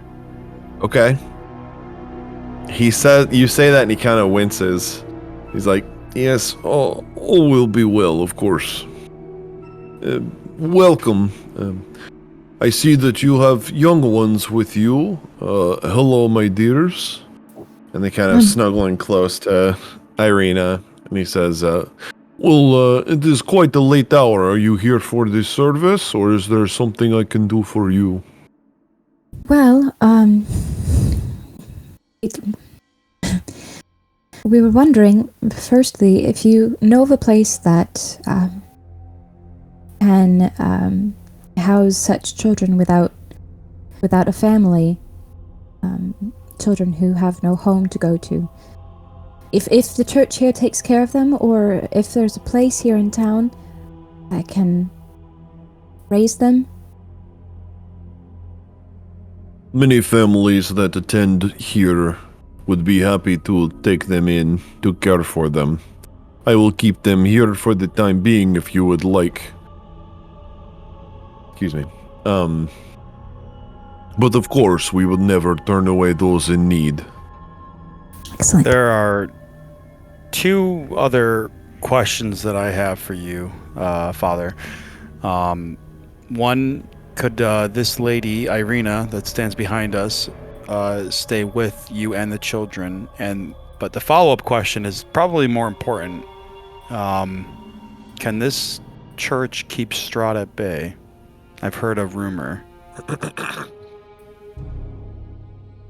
Of course it can. How?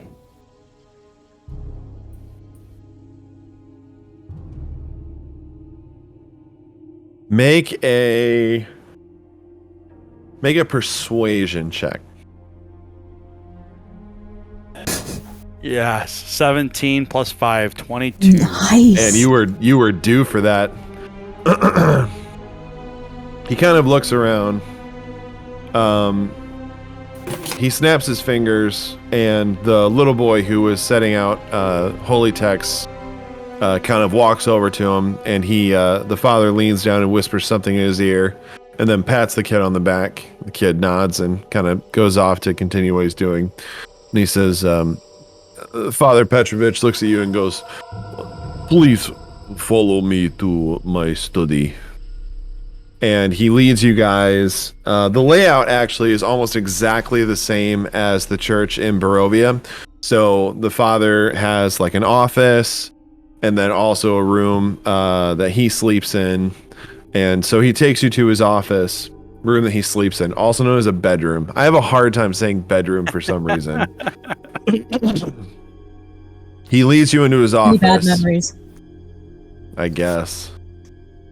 And he has like a moth-eaten stained chair in there, and a desk, and then a small bookshelf with a few books on it.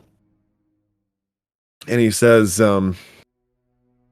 well, I don't exactly know if I can trust you, but I don't have many other choices. Tell me, where do you hail from? I've never seen you in Vallaki before. It's a long story. Well, I and my friend here, Sir Auron, we live near the falls, near the Seer Falls. We don't travel around very much as, well, as you know, it's rather dangerous to go off on your own in Barovia.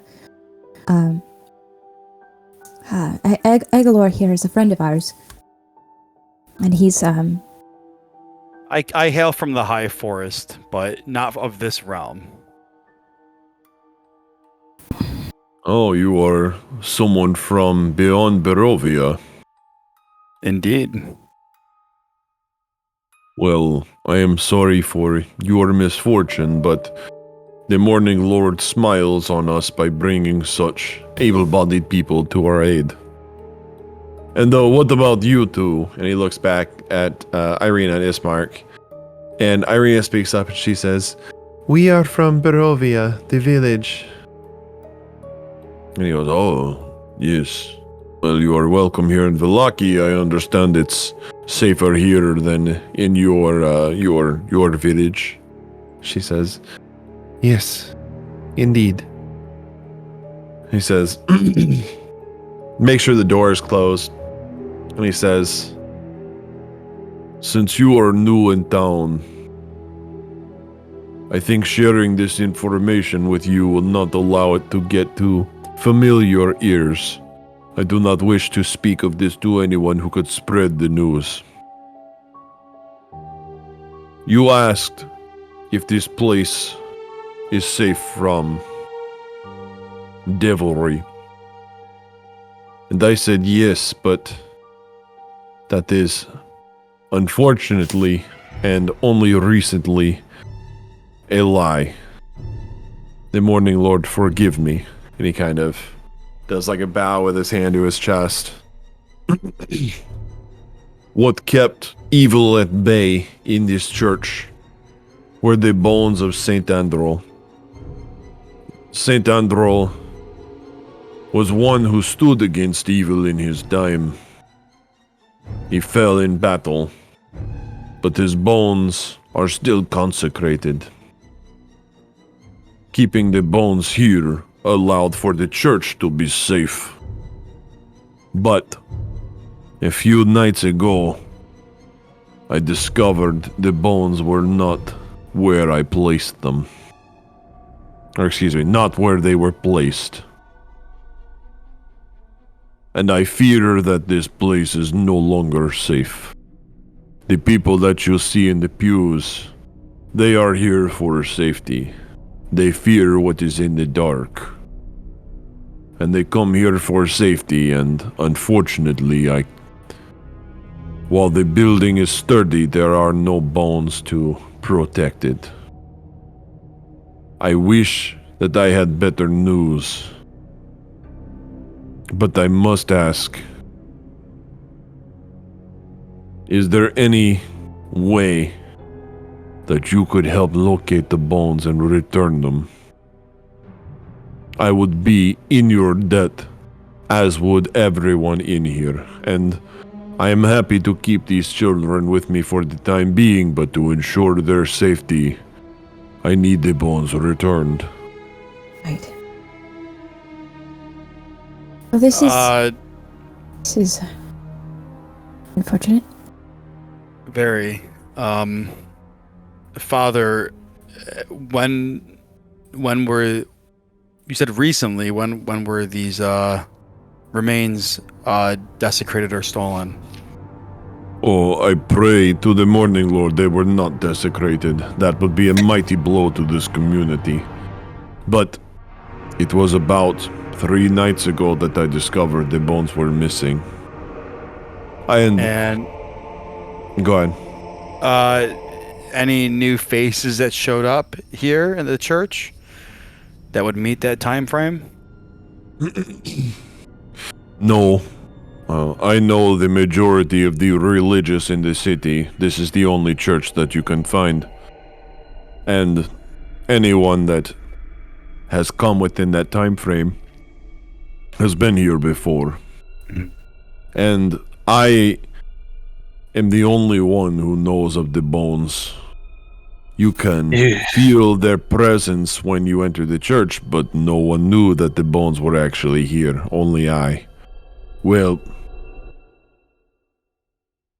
does anyone work for you? Who else knew? Yes, the young lad that you saw me speak to, his name is Yeska. It slipped my mind until I've been speaking now. This is the first time I've spoken openly about this. And also I ask that you keep this all private. The panic that this could cause to the populace could be devastating. On that topic... Oh, go ahead, Auron. Could this young man have stolen the bones?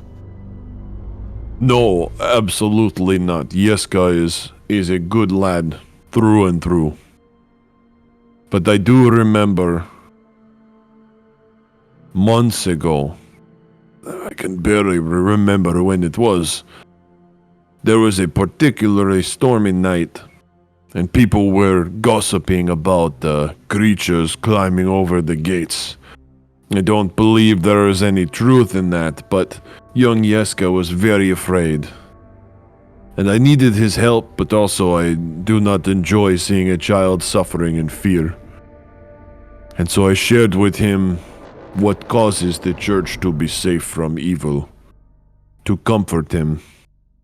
So, as of many months ago, I am the only one who knows of this place, but Yeska now knows of the existence of the bones. But he would never steal them himself.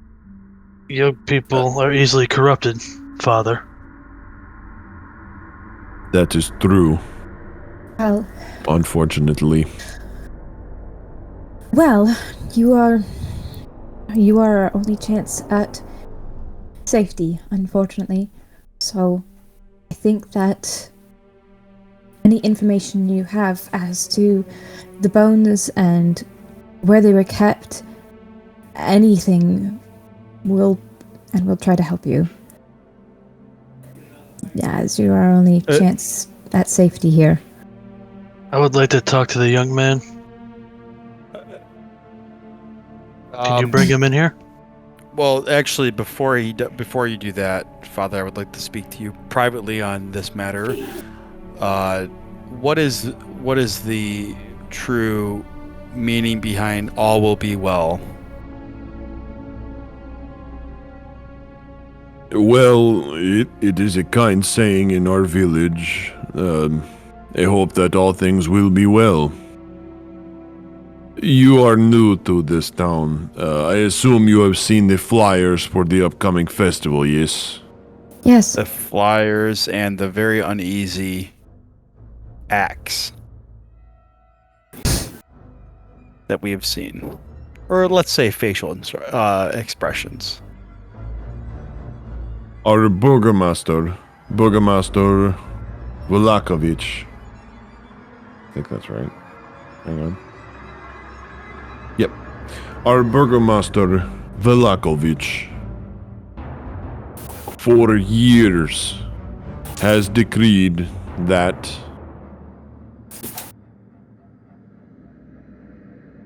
The only way to keep the Devil Strahd out of Vallaki is to ensure that it is a place of happiness. To that end, the Burgermaster and his wife organize festivals. We usually have one about every week and a half. My The goodness. intention behind them is to raise the spirits of the people in this town to fight off evil. The Baron Vlakovich believes that if all unhappiness is purged from this town, there will be no evil within, and there will be nothing without the city that can penetrate it. I'll mumble can over under- to... I mumble to Auron something like, goodness, if only happiness was what took to keep evil at bay. How cruel is your burgomaster?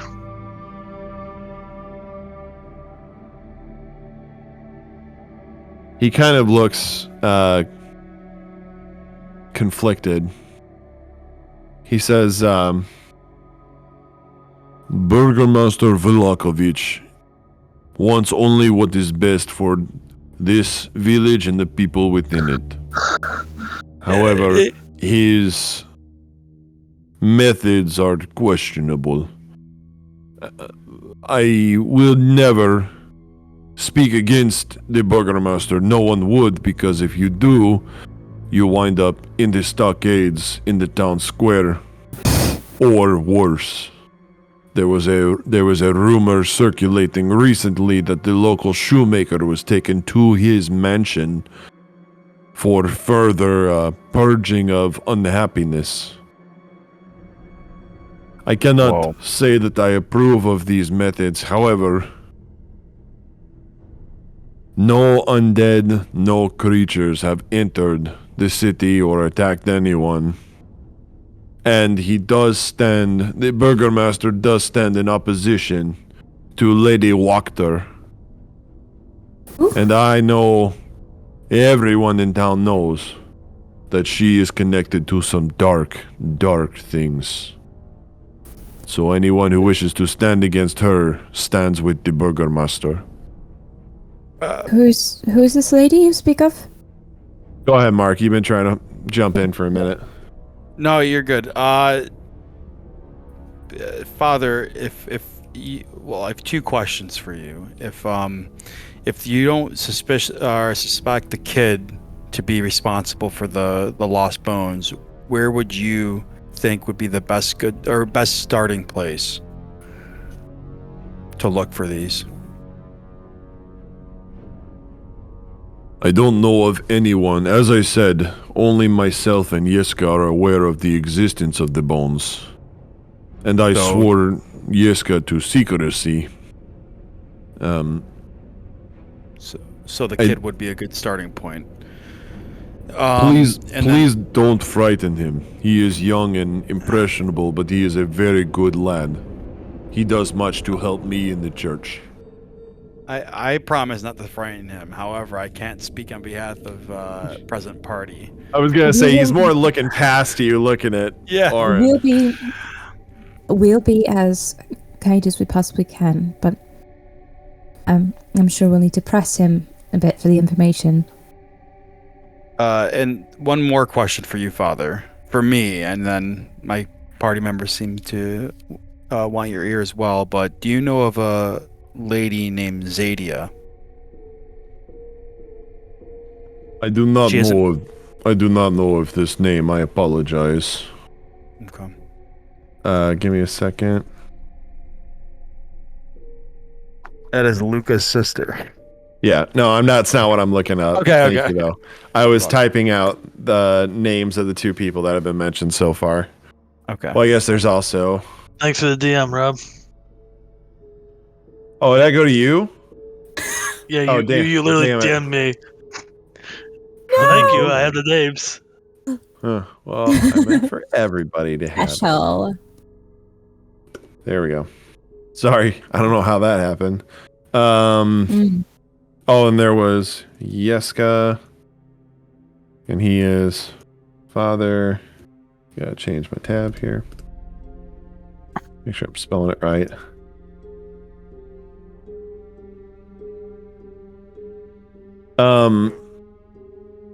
He says, I am not familiar with this name, no. But as I said, if they are connected to Strahd, none of Strahd's minions have entered the city. The only ones that might be considered his minions, though they still haven't entered the city but gotten close, are all the packs of wolves that are found throughout the forest near here. Their numbers are incredibly increased as of late. Is there any bounties for these wolf heads? We saw 12 of them skewered right outside the gate on the east side here.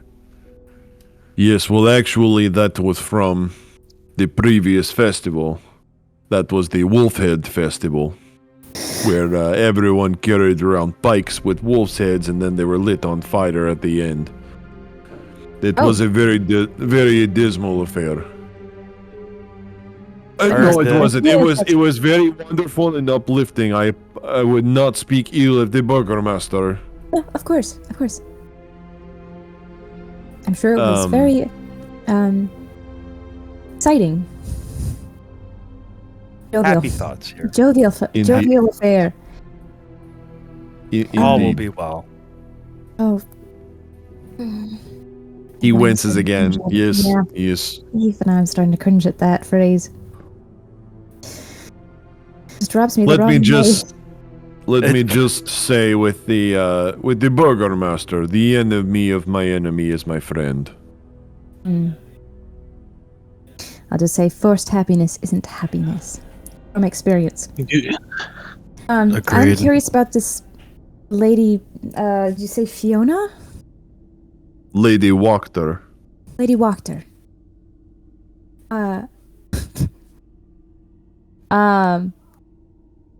Definitely not how I Question. pronounce that. Keep going. Definitely not how I'd pronounce the name. I know that is for sure how you pronounce it. I might have spelled it wrong. Hang I on. hate it so much. Yeah, Wachter. That's definitely Scandinavian. American. All right. Wachter. No, Watcher. Right? Wachter. Yeah, Watcher. I actually remember I that agree. it's Wachter from Chris Perkins. Okay. I'm just. You said that she's dangerous and that she might be affiliated with Strahd. I'm just thinking of people who might have come in and stolen the bones. I don't know. Any connection, though? To make a bold move against the church would not behoove Lady Wachter. I do not believe that she would do something so brash. Her sons, Nikolai and Carl, might, but they are merely troublemakers. Nikolai and But- Carl. I don't even believe that they would have the gall to steal the bones, nor the intelligence to find them. Who They're saying the is bones she? are well hidden. Sorry. There you go. Yes, and as this may behoove your investigation, they were stored in the floorboards beneath the altar. In fact, 3 nights ago I discovered that the floorboards had been pried open. That is how I discovered that the bones were missing. Is there any other way to get into the church other than through the door we got in? There is a side door that leads out into the graveyard, but that's it. I would say that I do not wish to upset the boy Yeska, but if you wish to ask him a few questions, assuming that you do not harm him, No, No, we will not. I give a pointed look to Auron. We will not harm him. I believe he may be a good place to start. Kenny, you seem like you were about to ask a question.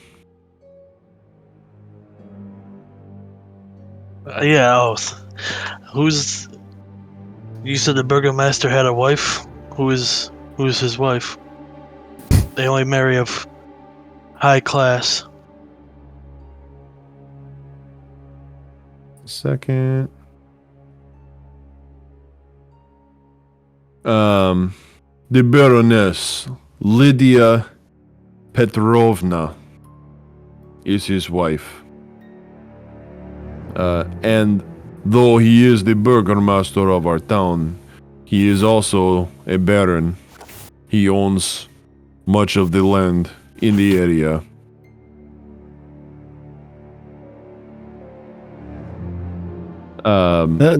Sorry, was there more?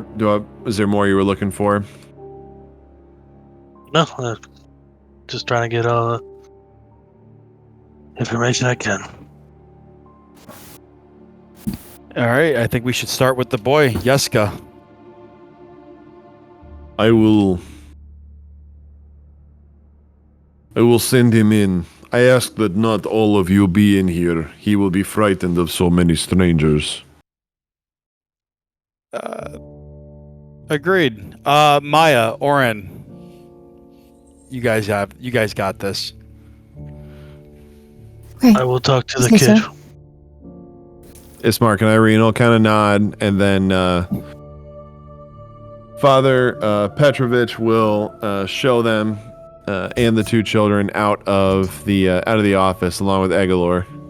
On my way out, though, Good cop, bad cop. yes, I was gonna say. I point at Auron, good cop, and I point at Maya, bad cop, and then I walk out. Roll reversal. What did you do? Yeah, I want to see Maya did. get in this kid's face. Auron, sit down. It's okay. Listen here, you little shit.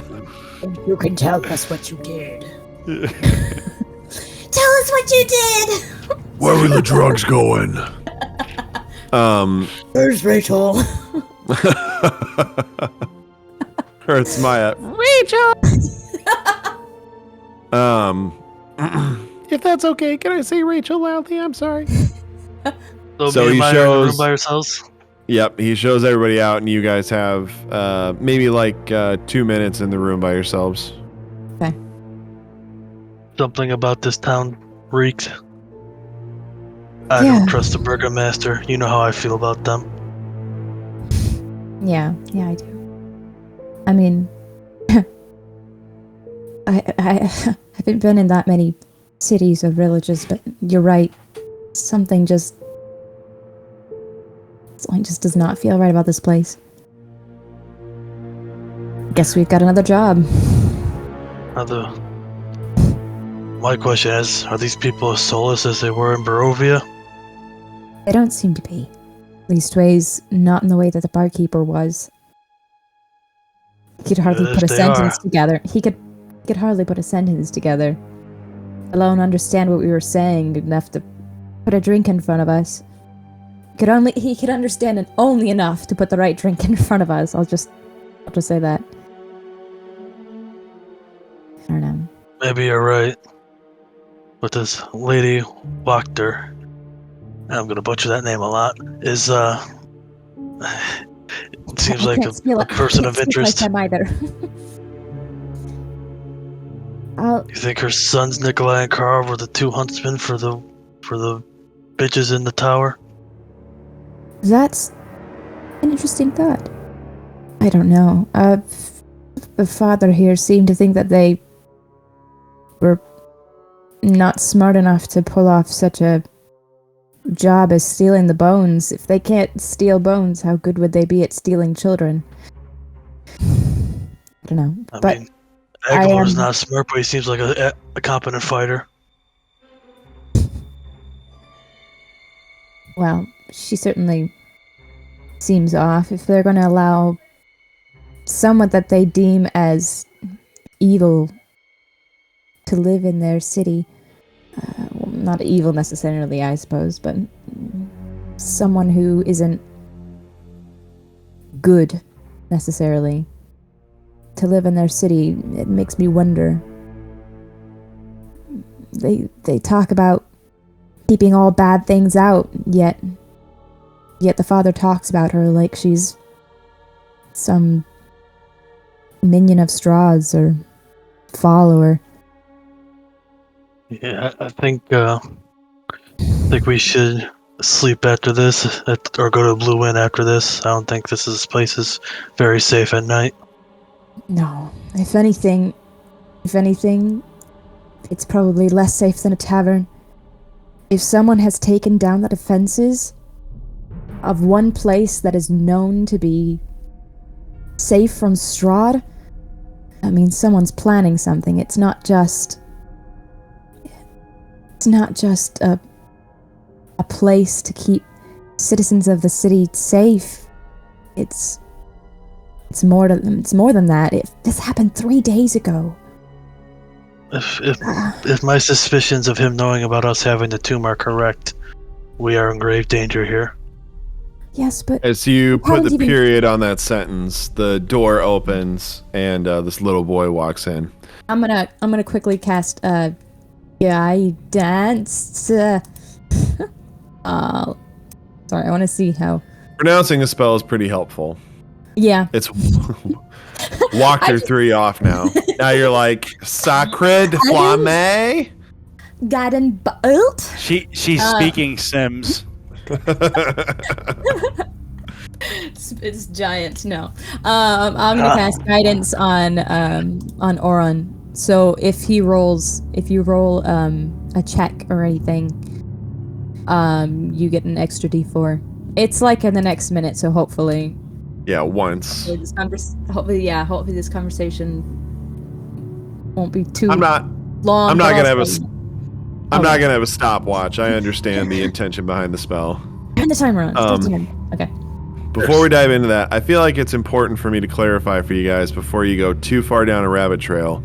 It might have been my bad. It might have been how I said it. But to be clear, Morgantha didn't tell you guys that the hunters were bringing them children.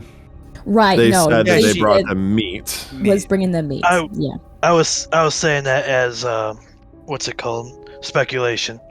Sure. Right. Is- And I was thinking the same thing, that she was inserting a word in for another.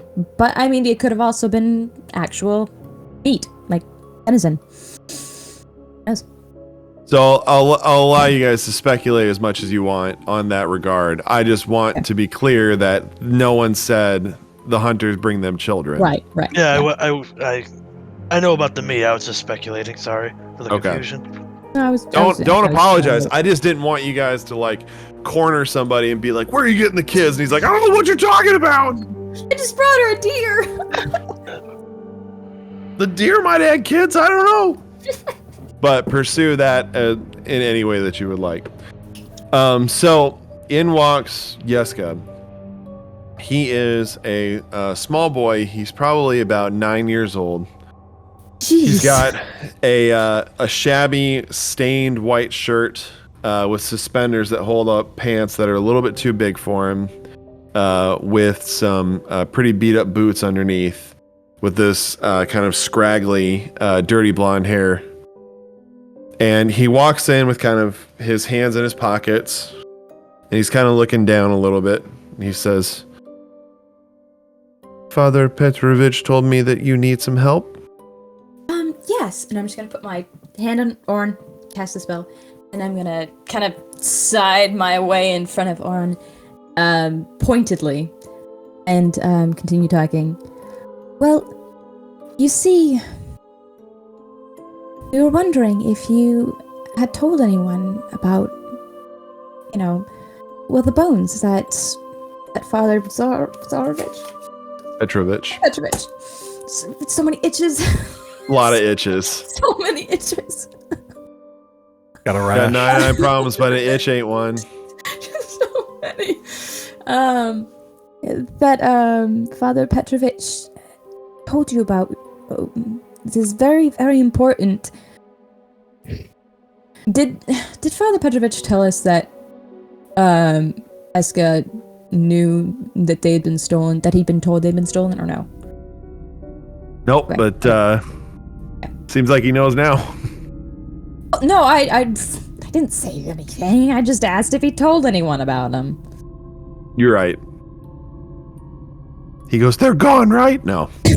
How did you know? You did take them! He says, He turns into bad cop. yeah.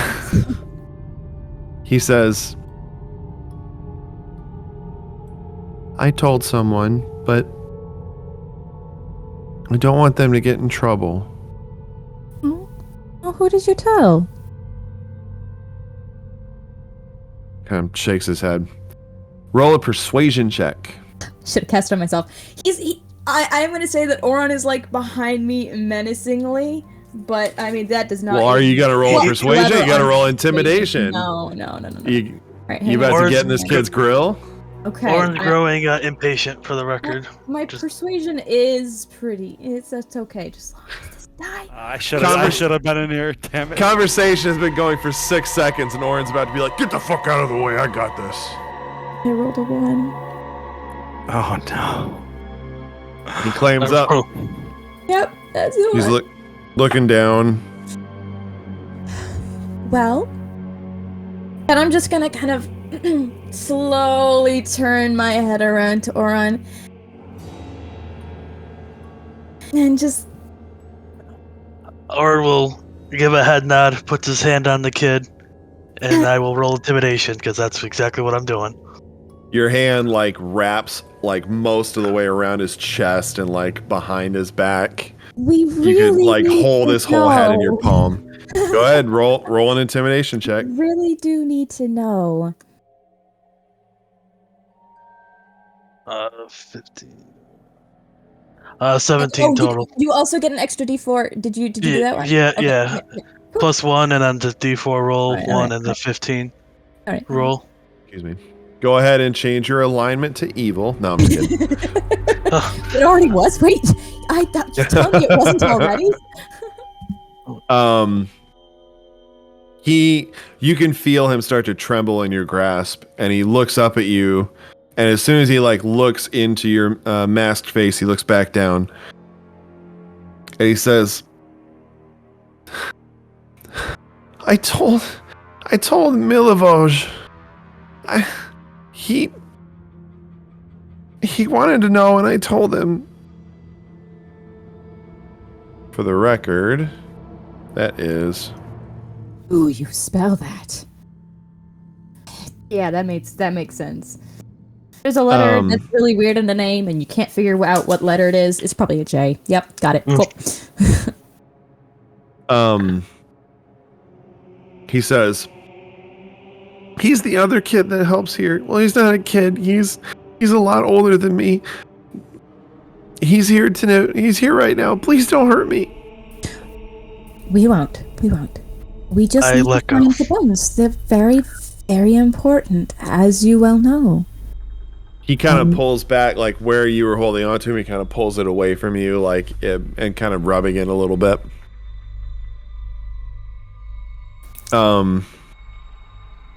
Says, yeah. Can I go? Yes, that's fine. He like books it out of there. If it was a Looney Tunes cartoon, he would have left an outline of himself in the door. I will go outside to Father Lucian and tell him, Petrovich. No, you got it. And Lucian Petrovich. Oh. Nailed it. First and Thanks. last name. Father Lucian Petrovich. And then I will ask him to bring Milivoch.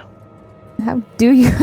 So, as the kid leaves, Auron, you see, or excuse me, Aegolor, it's you guys' fault for having the same, like, A names, so screw you guys. Honestly, I blame Kenny for his name, so that's all right. You, Aegolor, see the kid like scamper out and see the door kind of left open a little bit.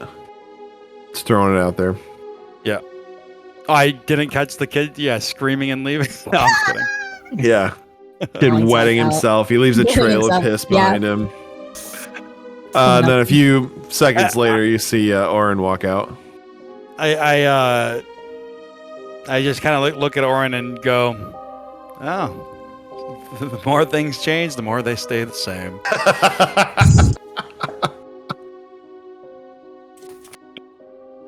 Okay, Auron, you said you were approaching the father. Yes. You told him to bring me Milovich.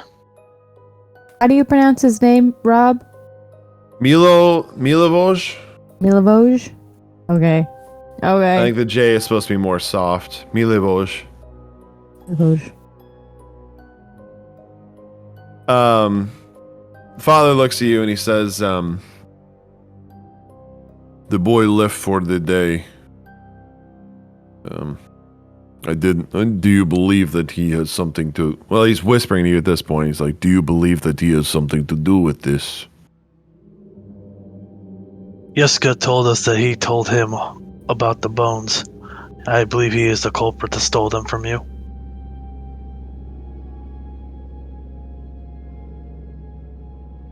Well, I would not recommend that you chase him through the streets, but I do pay him for his services here. I expect him here in the morning. If you would like to rest for the evening and then come here first thing, he will be here. And I will ensure that you have the privacy you need to question him as necessary. I ask again, though, please do not hurt him. He is under my care, and he has siblings that look to him for care. If it rests assured, Father, I will be the one intimidating and interrogating, let's say that, from this point on. Auron, you near scared a kid to death. I'll come out of the room at this point after sitting in thought for a bit and join the others. He says, Will, make sure to let...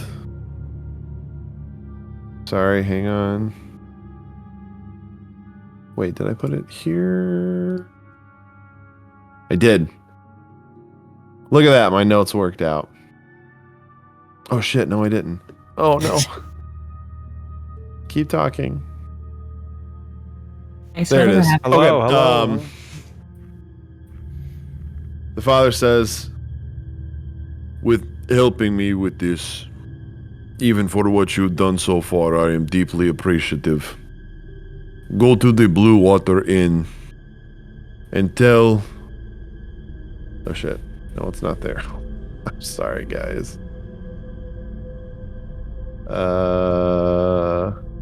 You're doing great, Rob. Thanks, man. You're welcome. That's right. Why can't I find it? Do do do do do.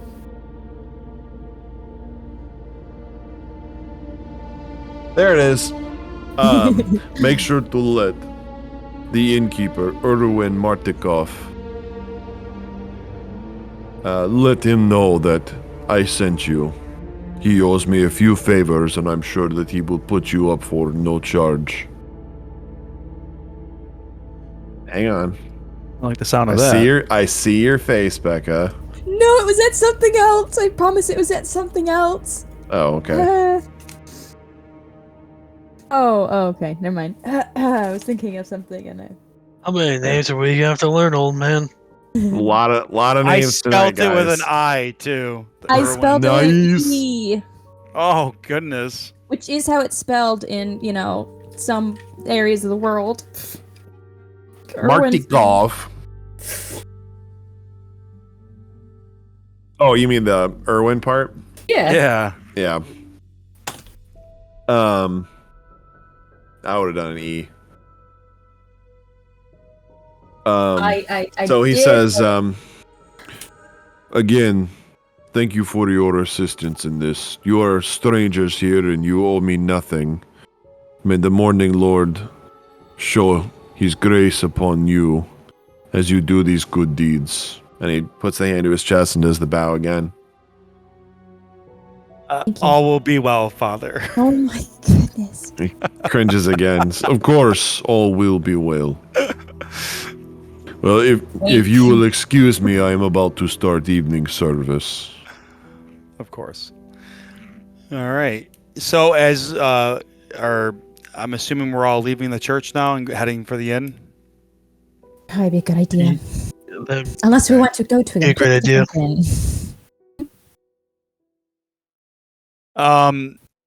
So I ask, what information did you guys learn from the kid? Well, it seems he did tell somebody. Another person who works here.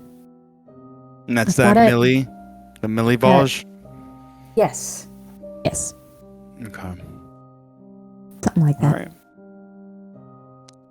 I could really use a bottle of wine right about now. Actually, I will use some that I have stashed here. Can't wait until we get to a tavern. Seriously? You're right. You're right. Would you know All right. who after us? He's grabbing some communion wine on the way out. No. Oh, Blood of the Morning Lord. it's by Buckchuck. Don't trust it. Stop. No. Everybody knows. Yeah. So let's head to the Blue Watered Inn. Is that what it's called? Blue Water Inn, yep. Now, if we could get some directions from the father, that'd be Oh yeah, absolutely. helpful. He'll give you really clear directions. He'll actually even take a piece of parchment and kind of draw you a map. That'll make it really easy for you to find. And just for everyone's knowledge, the church is N1 on the map, and N2 is the Blue Water Inn. So you guys Nice. actually Wow. We walk went past it. all the way through town. It was did. a long walk. Dang. Could Auron ask the priest to draw on the map that he's putting out where the lady Watchner lives? Walked her. Sure, her too. Well, Lady Watchner lives over here, but Her cousins. yeah, he'll point out that this is the N3 is the Burgomaster's mansion, and the Wachter house is N4 up here. Oh, okay. That's the Wachter house. Okay. So, as you guys make your way through town, making your way through town, Making it way. it's creeping me out. It's getting dark and there's vampires. Well, Oh. You just spoil that we're getting attacked by Strahd here? Yeah, no, totally, yeah. You look above you and suddenly there's 14 rods. Where's that music coming from? We walk outside, roll initiative. Oh man. Also, Okay. the Lost Boys and Strahd are attacking us. Lost Boys. Why have none of us made a Lost Boys reference yet? Because I'm That's sure been a me and you are the while. only two that know what that is. True. True. Mark, you don't know Lost Boys? I don't. Oh, man.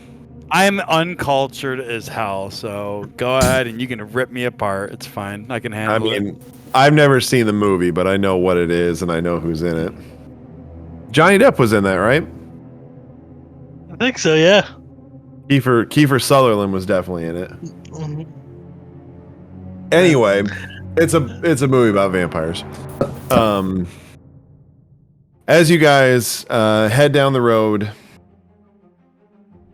toward the Blue Water Inn, it's very dark out. Lanterns are lit, torches are lit, and you find the streets are a bit more sparse. Just as people are headed home, you see a lot more light coming through windows in people's homes. You see a lot more smoke coming out of chimneys and things of this nature as you make your way. Quick question, Rob. What's up? What moon phase is it? Fuck you. I don't know. You can make it up. What moon phase do you want it to be? Well, I'm asking because I have to do something if it's a full moon. Wait, what? It's like a full moon. So it's not a full moon, but also you would have a very hard time telling because the clouds. Oh, come on. Really? It's gonna be amazing. Okay. So you'll never know. Man, what's coming. you're gonna have to DM me about what this is about. It's nothing insane. It's you know what? I'm just gonna shut up because I'll I let like you the know. suspense. I'll let you know if Okay. there's a full moon. Okay. Man. I'll DM you. Aegolor, as you guys are walking, you hear something behind you, very quiet sound, and you kind of turn and look over your shoulder a little bit, and you are able to identify that you are being followed. By how many? You only saw one. Kind of Only a dark. saw as in like past tense? If you keep glancing over your shoulder, there's definitely one person that's walking quite a ways back, but they are definitely following you in the exact same direction. Guys, I think we're being trailed. Where? Behind us. The definition of being trailed. Nope, Oh, it's no. canon. Nope. So apparently we're getting followed. Yes, that is yes. Okay. All right, Can we you gotta see be who careful. It is? Can you see who it is? It is too dark. I can see in the dark, but not that well. Is he within 60 feet of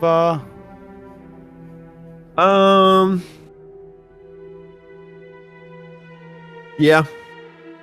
So then I would actually have a good like visual of him. Obviously discolored, but Yeah.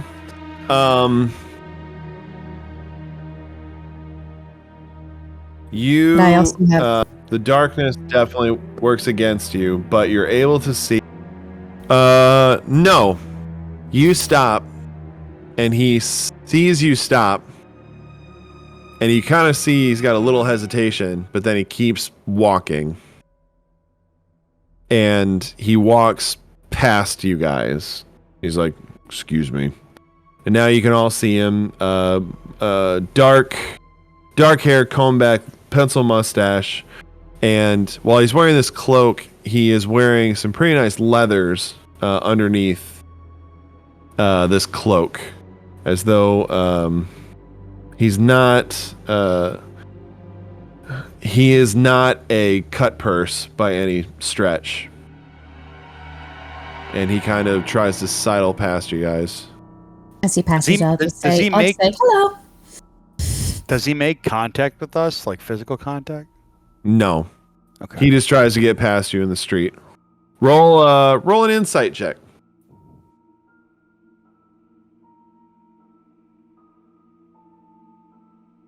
Uh, 11. I'll say that he looks uncomfortable. You say hello to him, Maya, and he nods at you. Tries to keep moving past you guys. I say all will be well. And he looks at you and you say that, and he spits on the ground. And then he keeps moving. It looks like free will is still not in short supply in this town, which is a good thing. I might be careful if I hear you saying that phrase around here.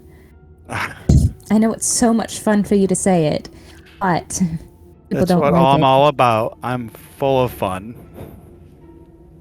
Time and a place. Time and a place.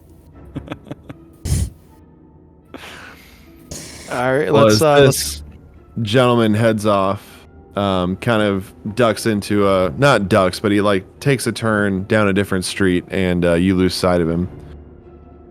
Let's keep going, I think, but maybe keep our eyes open for him. Or for anyone else. we still have the children, right? Or are they at the church? It's a good They're with point. you guys. Okay.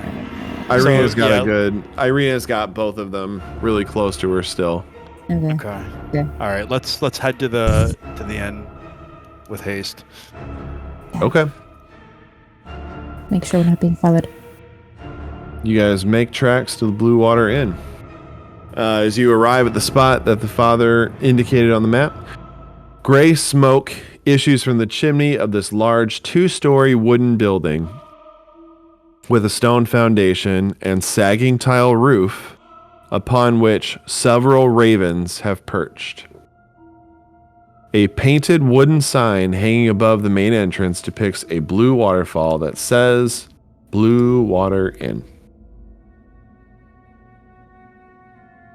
Assuming you guys enter, so a Yeah, safe assumption. I asked Maya about the ravens before we enter. They're probably just birds.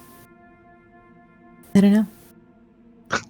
Weird that that is weird that they're out here this late at night, but I also don't know. They were birds that there loud. at the watchtower. I wonder. There was one, wasn't there? Friend or foe inside? These- That's the question. Do these seem intellectual, like the one that we crossed paths with at the windmill? Did I have you roll insight for that? Yeah, roll an insight did. check. Sure.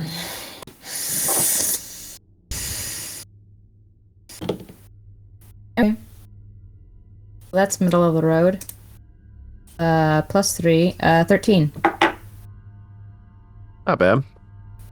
You get a similar vibe as the one that you saw at the well, wait, let me clarify. Yeah. You're vibe checking them, and the I am vibe check vibe says that they give off a similar vibe as the one that you saw at the windmill. Such as that one seemed to be warning you. And these ones, while they're not warning you, they do seem to be like... I'm trying to figure out how to say Observant? this without being Observant? meta at any all. You would expect that a bunch of ravens would just be kind of like looking around, and maybe if they see you coming, they'll like look at you a little bit, but then look at other things. And they're not all staring straight at you because that'd be creepy as fuck. That'd be But really they're all just, they're more paying a lot closer attention to you than you would expect for a normal raven. Is something wrong, Maya? No, you know, my patron has connection to ravens, but I don't think this is a message or anything from her. When she speaks to me, it's usually a little more direct than as seldom as it is. It's never this obscure in meaning. They do seem like they're watching us, but it isn't all that common for birds, I don't think. Your patron isn't The Raven Queen. a popular one Oh, here in Barovia. No, I don't think she's... I don't think she is, no. She's not very cheery for these folks. She's more to do about death than sunshine. It'd be wise to keep the Raven Queen among us, though, for future reference. No, well, I suppose you're right, Auron. I think what he just means is that others may not look as favorably upon her, or upon us if they knew our connection to her.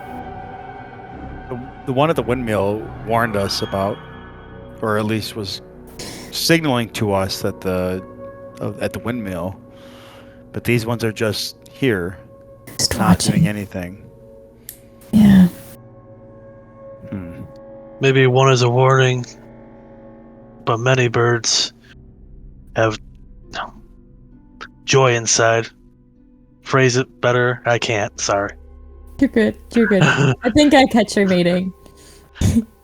If one is a warning, a bunch might be a party. It's a welcoming sign. Yes, thank you. There's a welcoming sign of no deception inside. Maybe. At least they aren't looking at us with concern, as the one before did. As if to warn us. So perhaps all is well here. Maybe Double we and can go. get a friend inside. Maybe we can get a friend inside, maybe. Yeah. Perhaps. We can definitely get wine in there and rooms. Anyways, let's hurry in. As you open the door, the warm tap room is lit by lanterns, while two cheery chandeliers diminish the shadows from above.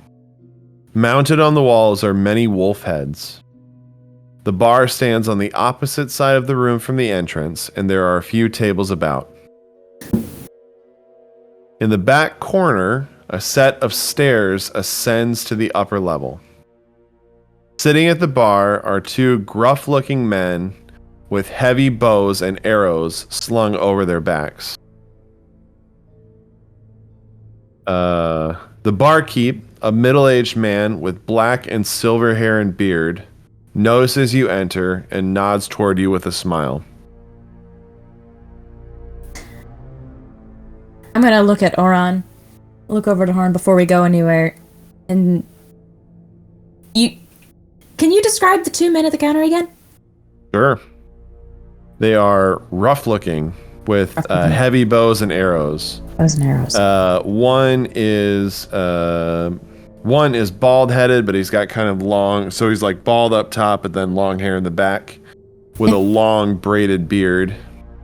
They both look to be human. The other has kind of black, scraggly hair, and he's wearing this jacket or this coat, this fur coat that has dozens of slightly different colored patches all around it. That And sounds it drops almost down to the floor as he sits at this bar stool, sitting at the bar. Okay. I'll just look over to Auron as soon as we lay eyes on them and say, "These look like hunters to you." And before he even answers, she's gonna hate this so much. She's just gonna stride up and sit down at the bar stool right next to them and look over them and say, "Hi there, my name's Maya. What are your names?" Or Hey. walks over with Maya, grumbling to himself, "This girl's gonna be the death of me." Her intuition is right. They are hunters. Those patched furs, man. All right. This is one of them. Ooh. The other is that guy. I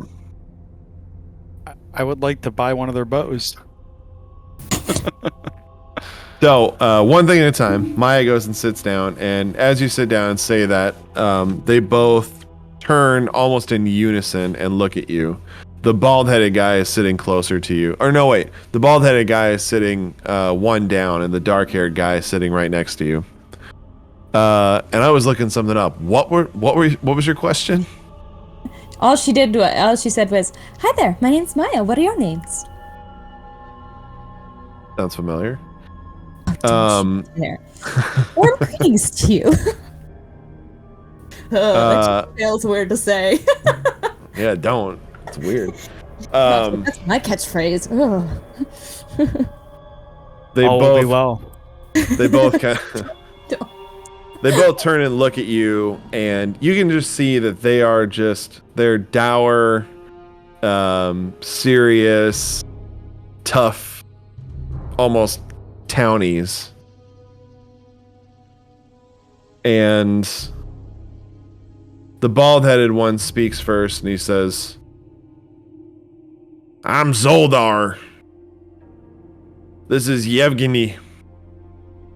And the guy with the dark hair nods. Yevgeny. Yeah, he's Zoldar. I'm Yevgeny. Well, yes, it's very good to meet you both. Dolvar and Yevgeny. Foldar, what's your last name? You're so mean. I'm just kidding. It's Zoldarovich. Zoldarovich. That is a mouthful. Well, it's very good to meet you two. Are the drinks here any good? And that's when the barkeep speaks up and he says, Of course, the drinks are wonderful here. Welcome, friends. Can I get you a drink? Yes, Erwin, please. The Father Lucian Petrovich sent us, and I am dying of thirst. Here, me and my buddy Ismark and Maya would all like a drink here. Auron, he's not an alcohol man, so we'll take 3. Nothing too strong for me. He says, would you like a milk, friend? I have plenty of fresh milk out back. Talking to you, Auron. Orange just shakes his head no. Well, of course. If you need anything, let me know. Lactose intolerant. He gets real farty when he has milk. Real life Kenny's offended as he is lactose intolerant. Really? Oh, if I drink milk straight, I throw up. Oh, I'm sorry. It doesn't taste all that great, anyways. I never drink it, so you're not. Well, I'm also above the age of 12, so I won't drink milk straight anymore. Don't listen to anything that Becca is saying. Milk is delicious, and I'm sorry that you have to miss it. I agree. So he says, of course, I'll get drinks. And he kind of turns around, starts pouring drinks. He has some wine. And he will hand you both, the 3 of you, goblets. Aegolor, Maya, and Ismark. Irina has kind of found a... She's kind of found a... what's the word? Booth? Corner? A booth. Table? That's the word. Okay. She's found a booth, and she is kind of... One of the kids, the younger one, Tom, seems like he's starting to fall asleep, so she's kind of found a booth, and she's kind of snuggling them in and letting them relax a little bit, maybe go to sleep. And he says, so, you know my name. That's weird. We've never met before. So I am at a disadvantage. I am Erwin, as you said, Erwin Martikov. Who are you, my friend? My name is Aegolor. This pretty young lady is Maya, and this not so pretty older man is Sir Auron.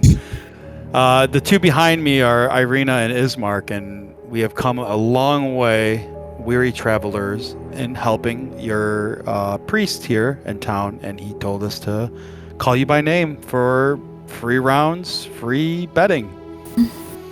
He said, well, I don't know about free rounds, but definitely I have rooms for each of you. Father Petrovich is a good friend of mine. I would like to disagree. I believe he did say free rounds and bettings, good sir. Make persuasion check. I knew that was coming. I'm like, oh, shoot. He's just asking for it. I am. Persuasion? Okay. Oh, come on. 8 + 5, 13. He says, well, unfortunately, I am running a business here, and, well, to be honest, don't tell anybody, but our wine supply is running a little dry, and so I definitely need the funds to ensure that I can keep beverages in my friends' goblets. Sounds awfully familiar. Oh? Oh, well, we were just in the town of Barovia, and they were saying the same thing there. Seems the Wizard of Wine's winery is not keeping up with shipments. It's the same here. Yeah, where is your supplier, actually, now that we're on this topic? Well, as the lovely young lady has said, it is the Wizard of Wines. They deliver here, but they haven't delivered in quite some time, unfortunately. It happens sometimes. Some wagon might lose a wheel on the road, and it just takes a bit longer, but it usually doesn't take this long. I'm not surprised to hear that Barovia is out, though. I think they probably swim in wine. They have, well, all peace and hope to pass to them. All will be well, as they say. Yeah, so they do, don't they? Where are these wizards located, the Wizards of Wine that you speak of? They are west. If you were to follow the Vallaki road, you would eventually arrive there. It would be a bit of a trip, but it's well worth it. It's very beautiful and lush. I've been there once. It is a sight to see. It's just wonderful, wonderful. They give a great tour. I recommend it highly. Oh, I'm sure we'll stop by if ever we're in the area. Speaking of rooms, though, is it possible we could get 3 for the night? And how many beds do you have in each? Well, in most of the rooms there are 2 beds. However, we do have larger rooms that have 3 to 4 beds, if you would like. And she just kind of looks like really, kind of like a help expression at the guys, and then turns back to him. Oh, he definitely picks that up. He goes, but of course, rooms are on the house. Each of you should have your own. Right, no, well, I think that we should, I don't want to split us up too much. My friend back here, Irina, and I can share a room with the kids if we could have just one of the larger rooms, or 2 of the large rooms, or if you guys want to, and at this point, my dear, of course. 1, Okay. 2.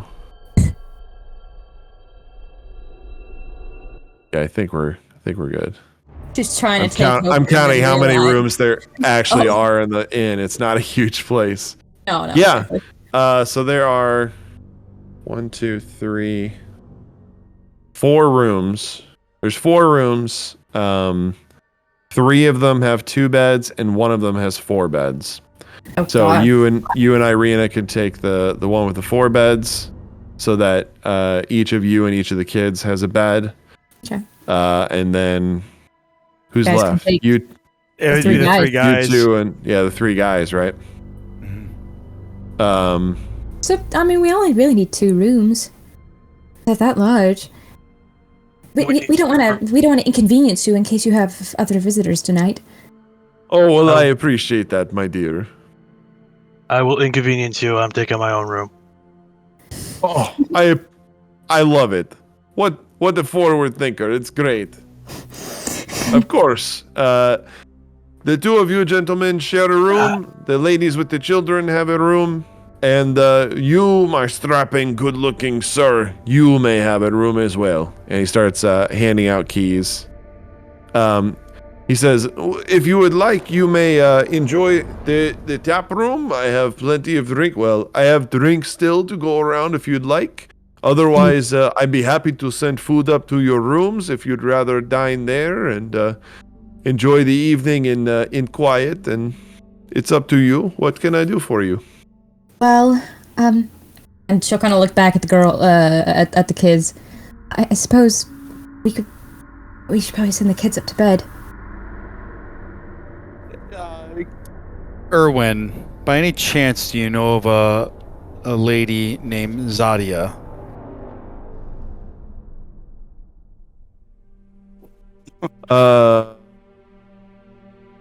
Sorry, I realize he should have a handout so I can show you Mhm. what he looks like. But Does I don't see Erwin it. look like? He says, no, but what a beautiful name. Isn't it? Yeah, isn't it? Someone who broke your heart, my friend?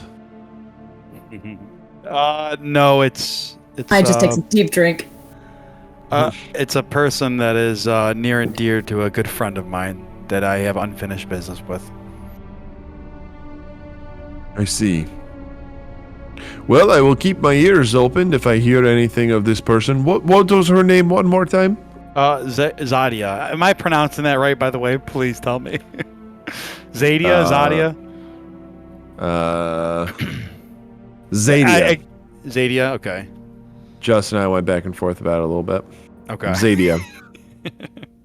He was like, you fucking get her name right. No, he wasn't like I'm that. sure he was, yeah. That seems like Justin to a T. Yeah. Yeah. He gets real worked up. Yeah. What's the that wagon cart? What was on that wagon cart when we entered? Rictavio's. Sent it to you guys. I thought. Oh, maybe I didn't. Rictavio's. Fuck. Oh, I got Rictavio's what now? Carver wagon Rictavio's on what? chapter 5. Rictavio's. Fuck. Real quick, though, sorry, I hate to go back in time. Oh, here, that's but, what was going on in the wagon. But when he Back did, and forth. when the bartender asked Aegolor, a person that broke his heart, he visibly grasped the pommel of his whip, which is the shape of a rose.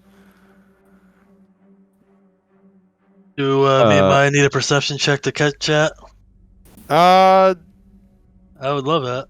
sure. Yeah, why not? I don't know. I guess I'm just DMing now. Yeah, what happens next? Natural 20. Oh shit.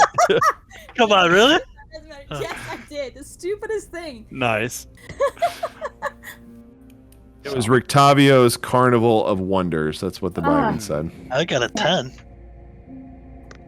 Auron doesn't see shit. Maya, you definitely see it. So, I ask the Erwin, what can you tell us about this Rictavio fella? I saw his wagon when we came in. Looked very colorful. He says, well, actually, Rictavio is staying here. He went up to his room. Oh, shit. So there's one less room, too. Rictavio went up to his room, which now that I realize it, I'm booked up. Huh. Been a while since that's happened. Well, yes, Rictavio is actually staying here. He's staying in one of my rooms. He retired for the evening, but he will be here, I'm sure, in the early, not necessarily early morning, maybe late morning, early afternoon. You will be able to find him here. Not the chattiest of chaps, but he's definitely colorful. Stoney or something? So, Oh, I wouldn't say that word too loudly. People don't really like the Vistani in this town. Sorry. Oh, of course. No, Why not? it's fine. You must be new. Oh, Yeah. there is a camp of Vistani that is south of the town, and well, to be frank, they aren't very nice when they come into town, and people aren't very nice to them in return. It's a rather contentious relationship. I'm not sure who's at fault, but people tend to distrust Vistani in this town. It is unfortunate. I wish everyone could get along, but I understand that things happen sometimes. You have any interaction with Madame Ava? I do not know who this is. Someone who broke your heart, maybe. Huh? I just stare at him. Okay. Zoldar, you need another round. And Zoldar says, ugh. He kind of pours him another cup of wine, sends it down. Gauging the awkwardness, she'll just lean over and was he going to say something? Oh, Okay. I was gonna actually proposition the two hunters to a contest. Okay, what do you say? Shit. An archery contest, and whoever faces me gets to keep my bow. And if I win, I get to get their bow. Zoldar and Yevgeny, they look at each other, and Zoldar says, "No deal. This bow is very important to me." And he shows you, and he says, "See these notches?" And you see notches all down the side of the bow, and there's dozens of them. And he says, "I got one notch for every wolf that I've shot and killed." I thought you were gonna tell me if every time you took a shit. That's a different bow. Or how much money do we have? Because I know it's all over the place. I don't have a lot on my person. I got 770. Jeez, the freaking Louise! What? You have that? I didn't even know you had that much. Because He sold that stuff. I had the sold- jewelry box. Oh, that's. I'm the one that had it. That's right. Yeah. I sold. All right, I'm willing to wager 500 gold pieces for a shot at your bow. If I win, I get your bow. If you win, you get my 500 gold pieces. I like look at Auron too. Well, has Auron been open about how much money he has? No, very no. All right, I mean, fine. I will do my 1 gold then. you have 1 gold piece? That's all I have. Yeah. Did you set it up in the beginning? I feel like I think Maya Rob did had give me me start no with actually. 10. I think. Well, no, I never started with 10. What item did you give me to sell? It was the crossbow. Because I got money for that, and I said I gave it Yes. to you. Yes, Yeah. you did, and I never So added it. Crossbow, and I think that's. Is this how you- I'd have to look. Sell something else. I think feel like I sold 2 things. I think I I have had over you. 200. You sold all the silverware and the jewelry. I don't Yes. think I sold the I- silverware. Did I sell the silverware? I thought you did. Because I thought I gave you the some. silverware as well.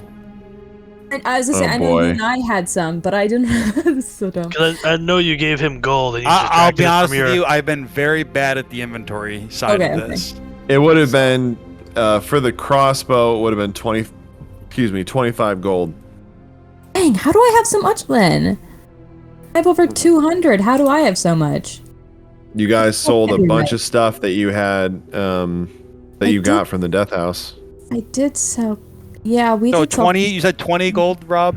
25. 25. 25. All right. yeah, you just I'll add- wager that. Yeah, I'll add that. It's fine. I will wager a 25 gold if they are willing to take that offer.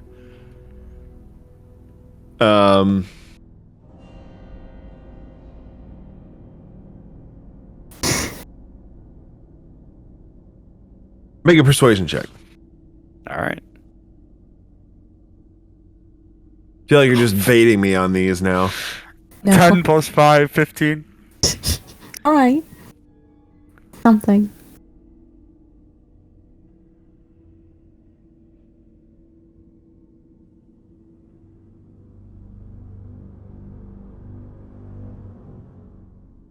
Gotta look up them numbers. Zoldar looks over at you and he says, "Not now I'm drinking, but..." Oh wait, no, that's not his voice. "Not now I'm drinking, but if you're around tomorrow, I'll take your gold."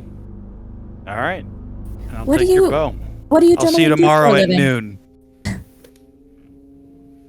What'd you say, Maya? What do you gentlemen do for a living? Just shoot wolves?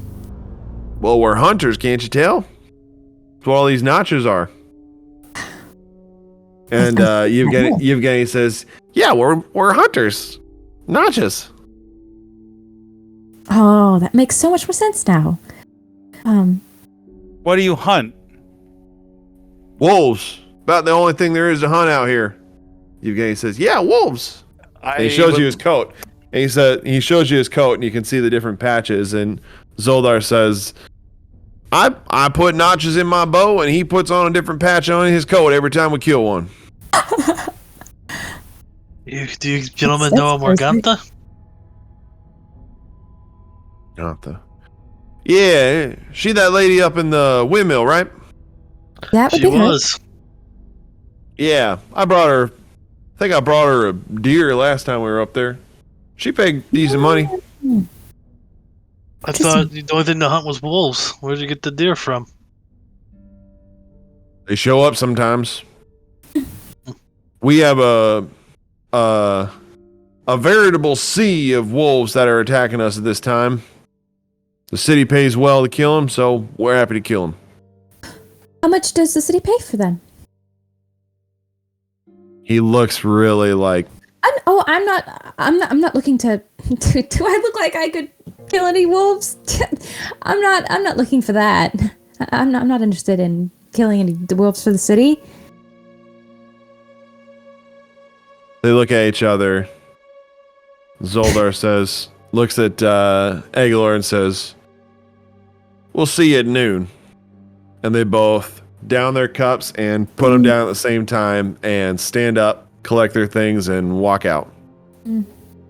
I was gonna ask them if they wanted to work for us. Well, Pretty soon, Erwin will be hears unarmed. confidence. Erwin hears you say that and he says, "Oh, they would love for you to hire them to do pretty much anything. They need the work." Well, I mean, if they're getting paid more from the city, I don't think that they'd want work from us. I mean, it wouldn't make sense. They've got tavern here and food and drink and money and everything, and I don't know why they'd want to travel with a whole bunch of weirdos like us if they're going to get paid less and not have a warm bed at night to come back to. And First of all, don't talk yourself down. You folks seem very warm and kind. But what I can say is they are here almost every night, and all they whine and moan about, all they bitch about. Oh God! oh my Oh no! You son of a bitch! You son of a bitch! It was amazing. That was good. I'm so proud of you, Rob. Thanks. Oh, I wasn't man. sitting on it either. It just came to me. He goes, well, they sure do whine about not having enough money, so I'm sure they would be happy to kill wolves tomorrow or the day after and help you folks with whatever you need, so long as there's payment. That's the thing, is that we don't really have that much money. I mean, we probably have enough to keep them happy, but judging from the looks, but I don't know. Tell you what, I bet that if you offered them 5 gold for the day of their service, they would happily take it. Okay. That could be arranged. If they still have weapons after tomorrow. I heard that conversation. Just so you know, Soldar is a really good shot. Like, they really are worth their metal. I'm confident in my abilities. I Oh, finished I like the wine, and then I head up to my room with Ismark holding his hand. No, I'm kidding. Alright, gay joke for last week. Let's move on. I'm looking at you, Rob. me. Yeah, but I forgot what I was gonna say. Continue. You went Okay. to bed? You head up to your room. Yes. Ismark will finish his drink as well, and he'll help Irina get the kids upstairs and into their beds, and kind of tuck her in isn't a great word for it. He makes sure that they're all comfortable as well. Situated. Sure. Situated. Auron and Maya, you guys gonna stay down and drink and eat, whatever? Finish We'll off say this- during this conversation that Erwin's brought food out for you Or guys actually- so you can eat your dinners. Yeah. I apologize. I wouldn't leave the party though. I finished my drink and I'm ready to go to bed. Excuse me. Gotcha. Auron, Maya? I'm gonna look over at Auron. Oh man. I'm gonna say in Giant. giant. Please do it in yeah. giant. She's gonna need like a throat soother after She talking. needs a lozenge after that. Becca talking giant, and then Kenny will ask for translation. and then he will do it back in the giant with his No. cancer-ridden throat. No, no, we are not doing that. She will kind of just look at him and say, you think that... you think that, I could have a talk with Aegolor? I think you intimidate him a bit. Remember what we were talking about earlier? He might be a little more... What? You're a grown woman, you can do as you please. I grab my food and go up to my room. What is he eating? I'll eat every fucking chicken in this room. Are you gonna die for some fucking chickens? Someone is. Need every fucking chicken in this whole fucking place. Maya's gonna look totally like she didn't know he was going to bed or something. And just sit with her drink. I'm actually not going to bed for the record, Rob, so we can come back to that later when they're done. Oh, okay. Is it a full moon? Or drops his pants and gives Aegolor a full moon. Aegolor starts transforming. No, I'm just kidding. I see Said that no side more- of foot. Oh, okay. I thought we said no more gay jokes. No, I was gonna transform into a werewolf. Never mind. Billy. Well, you've asked about the two of us a lot. I guess I should ask about you since you're traveling with us. What's your story? What's your past?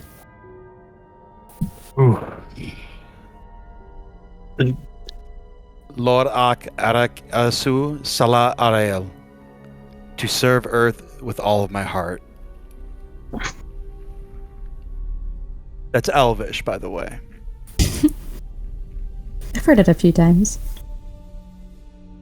I've never heard of giants, so you have me there. I come from... Oh, crap. I forgot the name of the freaking forest. Pick up names. Hey, Oh, no. I had to Hold look on. up my story, so karma. Thanks, Becca. Yeah. Welcome. Hold on. Give me 1 second. Racia. I feel like Rob right now. No. Fuck you. Calm down, Auron. You go down a level. Oh, shit. I lost 12 HP. So after the hack fight, we went to level 4. We're now at level 3. The high Okay, we're forest. even. I don't know why I couldn't remember that. The high forest. I hail from the high forest, and I was a part and amongst the tribe for many years. The Greyhawk All my life. tribe. Yes. Motherfucker. Mm-hmm.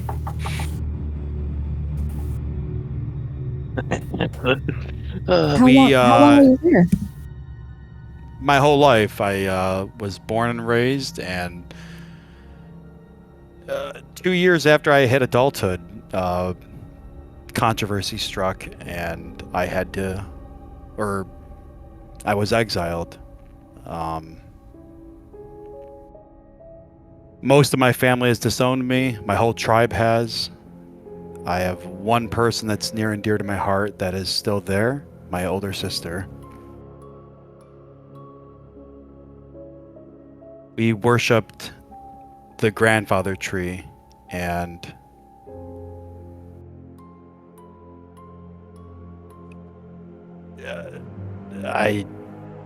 forgive me, I don't really want to talk about this. It's okay. You don't have to say anything you're not comfortable with. Thank you. So how old were you when you and Auron first met? Goodness. I think I was either 6 or 7 at the time. It's been a while. It's hard to keep track of time when you don't have people reminding you how long it's been, but I've tried to keep count. I think it's been about 13 years. Give or take. Yeah, did Auron teach you about the Raven Queen? No. Oh goodness. No, he didn't. When Strahd attacked my village,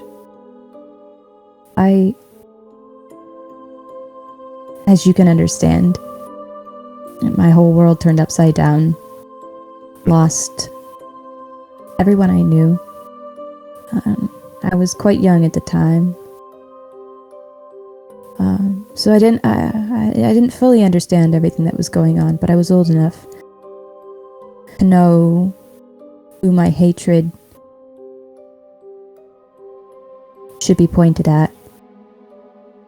Strahd. And tonight, I'd pray to anyone who was listening to help me become stronger, to give me strength give me the strength I needed to defeat him. I don't know if I have that strength now, but one night she answered me. And I've followed her ever since. Is hatred what moves you and motivates you? No, it's not. Hatred was too strong of a word. I should have said more my vengeance, my need for... Well, not need. I don't need to kill him. But I certainly have a strong desire to. After what he did to me and after what I learned that he did to others. It can't keep happening. As it will. I agree. There doesn't seem to be a happy ending when there's blood promised at the end. That I do know. That's a good point. Yeah.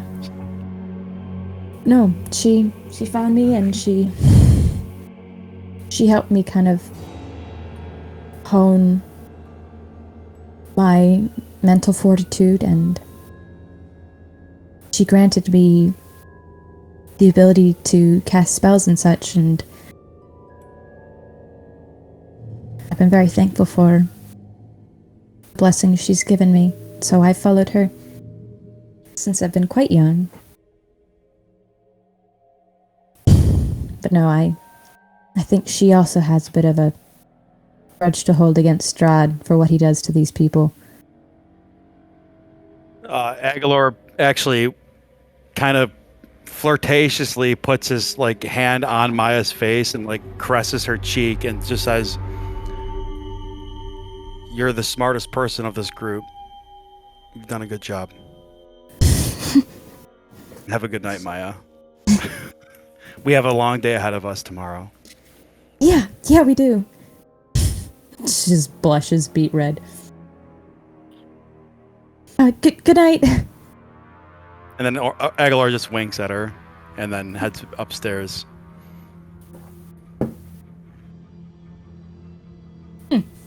I'm looking at my spells real quick. Hang on. And Aegolor casts Charm person. No. Inflict wounds? I mean, what are you looking for? No, I was looking to see if I Yeah, had, I know. I Cast was looking a to see if I spell had on me. message. I was looking to see if I had message or something. That's my other cake day. Okay. I guess I'll just finish my drink and go up to bed. Okay. Creeping quietly so as not to wake the kids. Very smart. Auron, you said there was something you were going to do? Yes, I would like to knock on Rictavio's room door. No.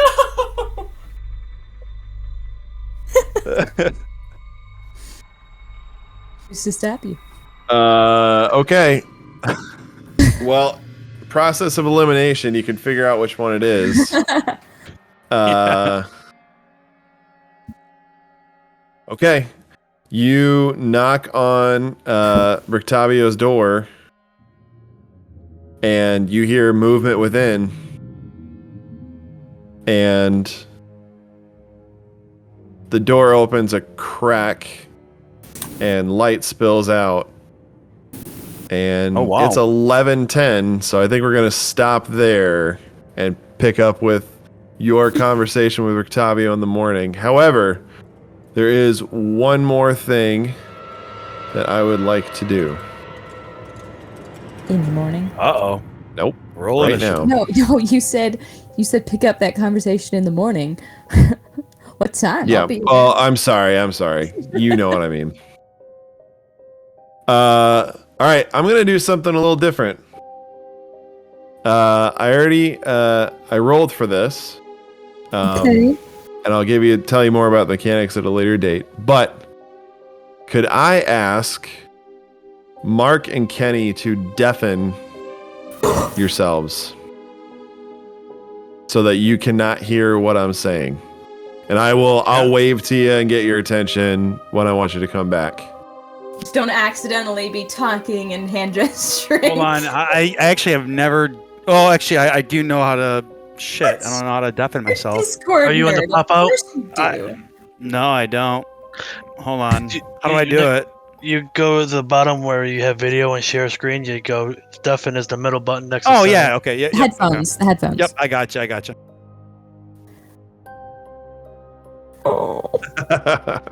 Okay. You're cruel. Maya, you find sleep. Yes. And when you sleep, you dream. You find yourself in a forest glade. A quiet river runs through the floor of the forest in the night. You hear owls hooting, and you see torches lit. Before you is a giant tree, its base in a large amphitheater-like depression in the forest floor. Kneeling before the tree are two elves. One is a beautiful female elf, her dark hair falling over her proud shoulders. And next to her is a male elf, seemingly her age. He is very thin and lithe, and wears a ceremonial robe of browns and yellows.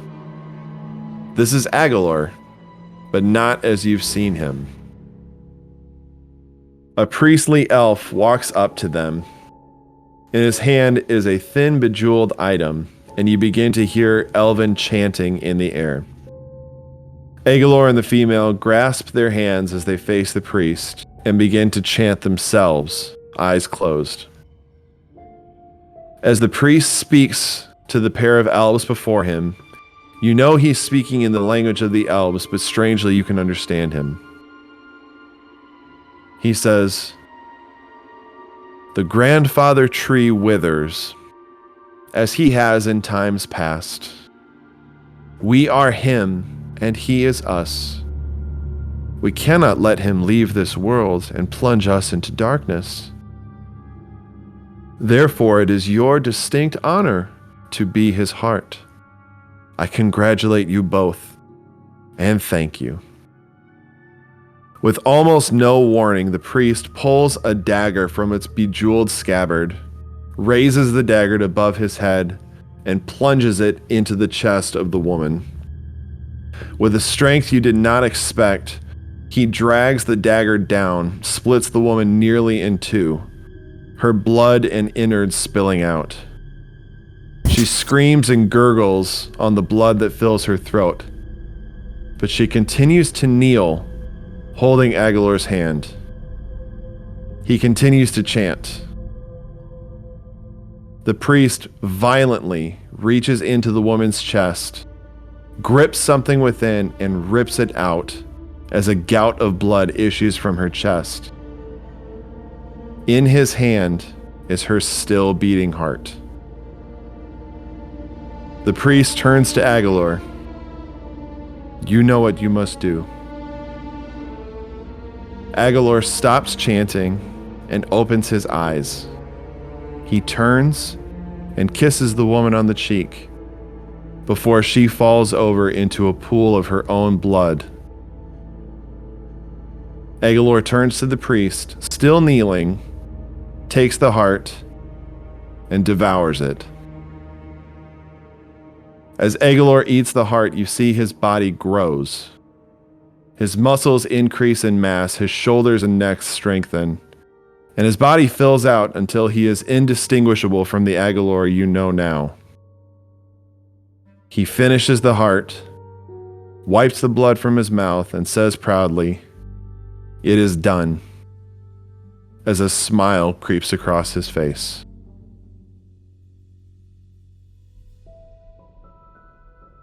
And that's where we're going to end tonight's session.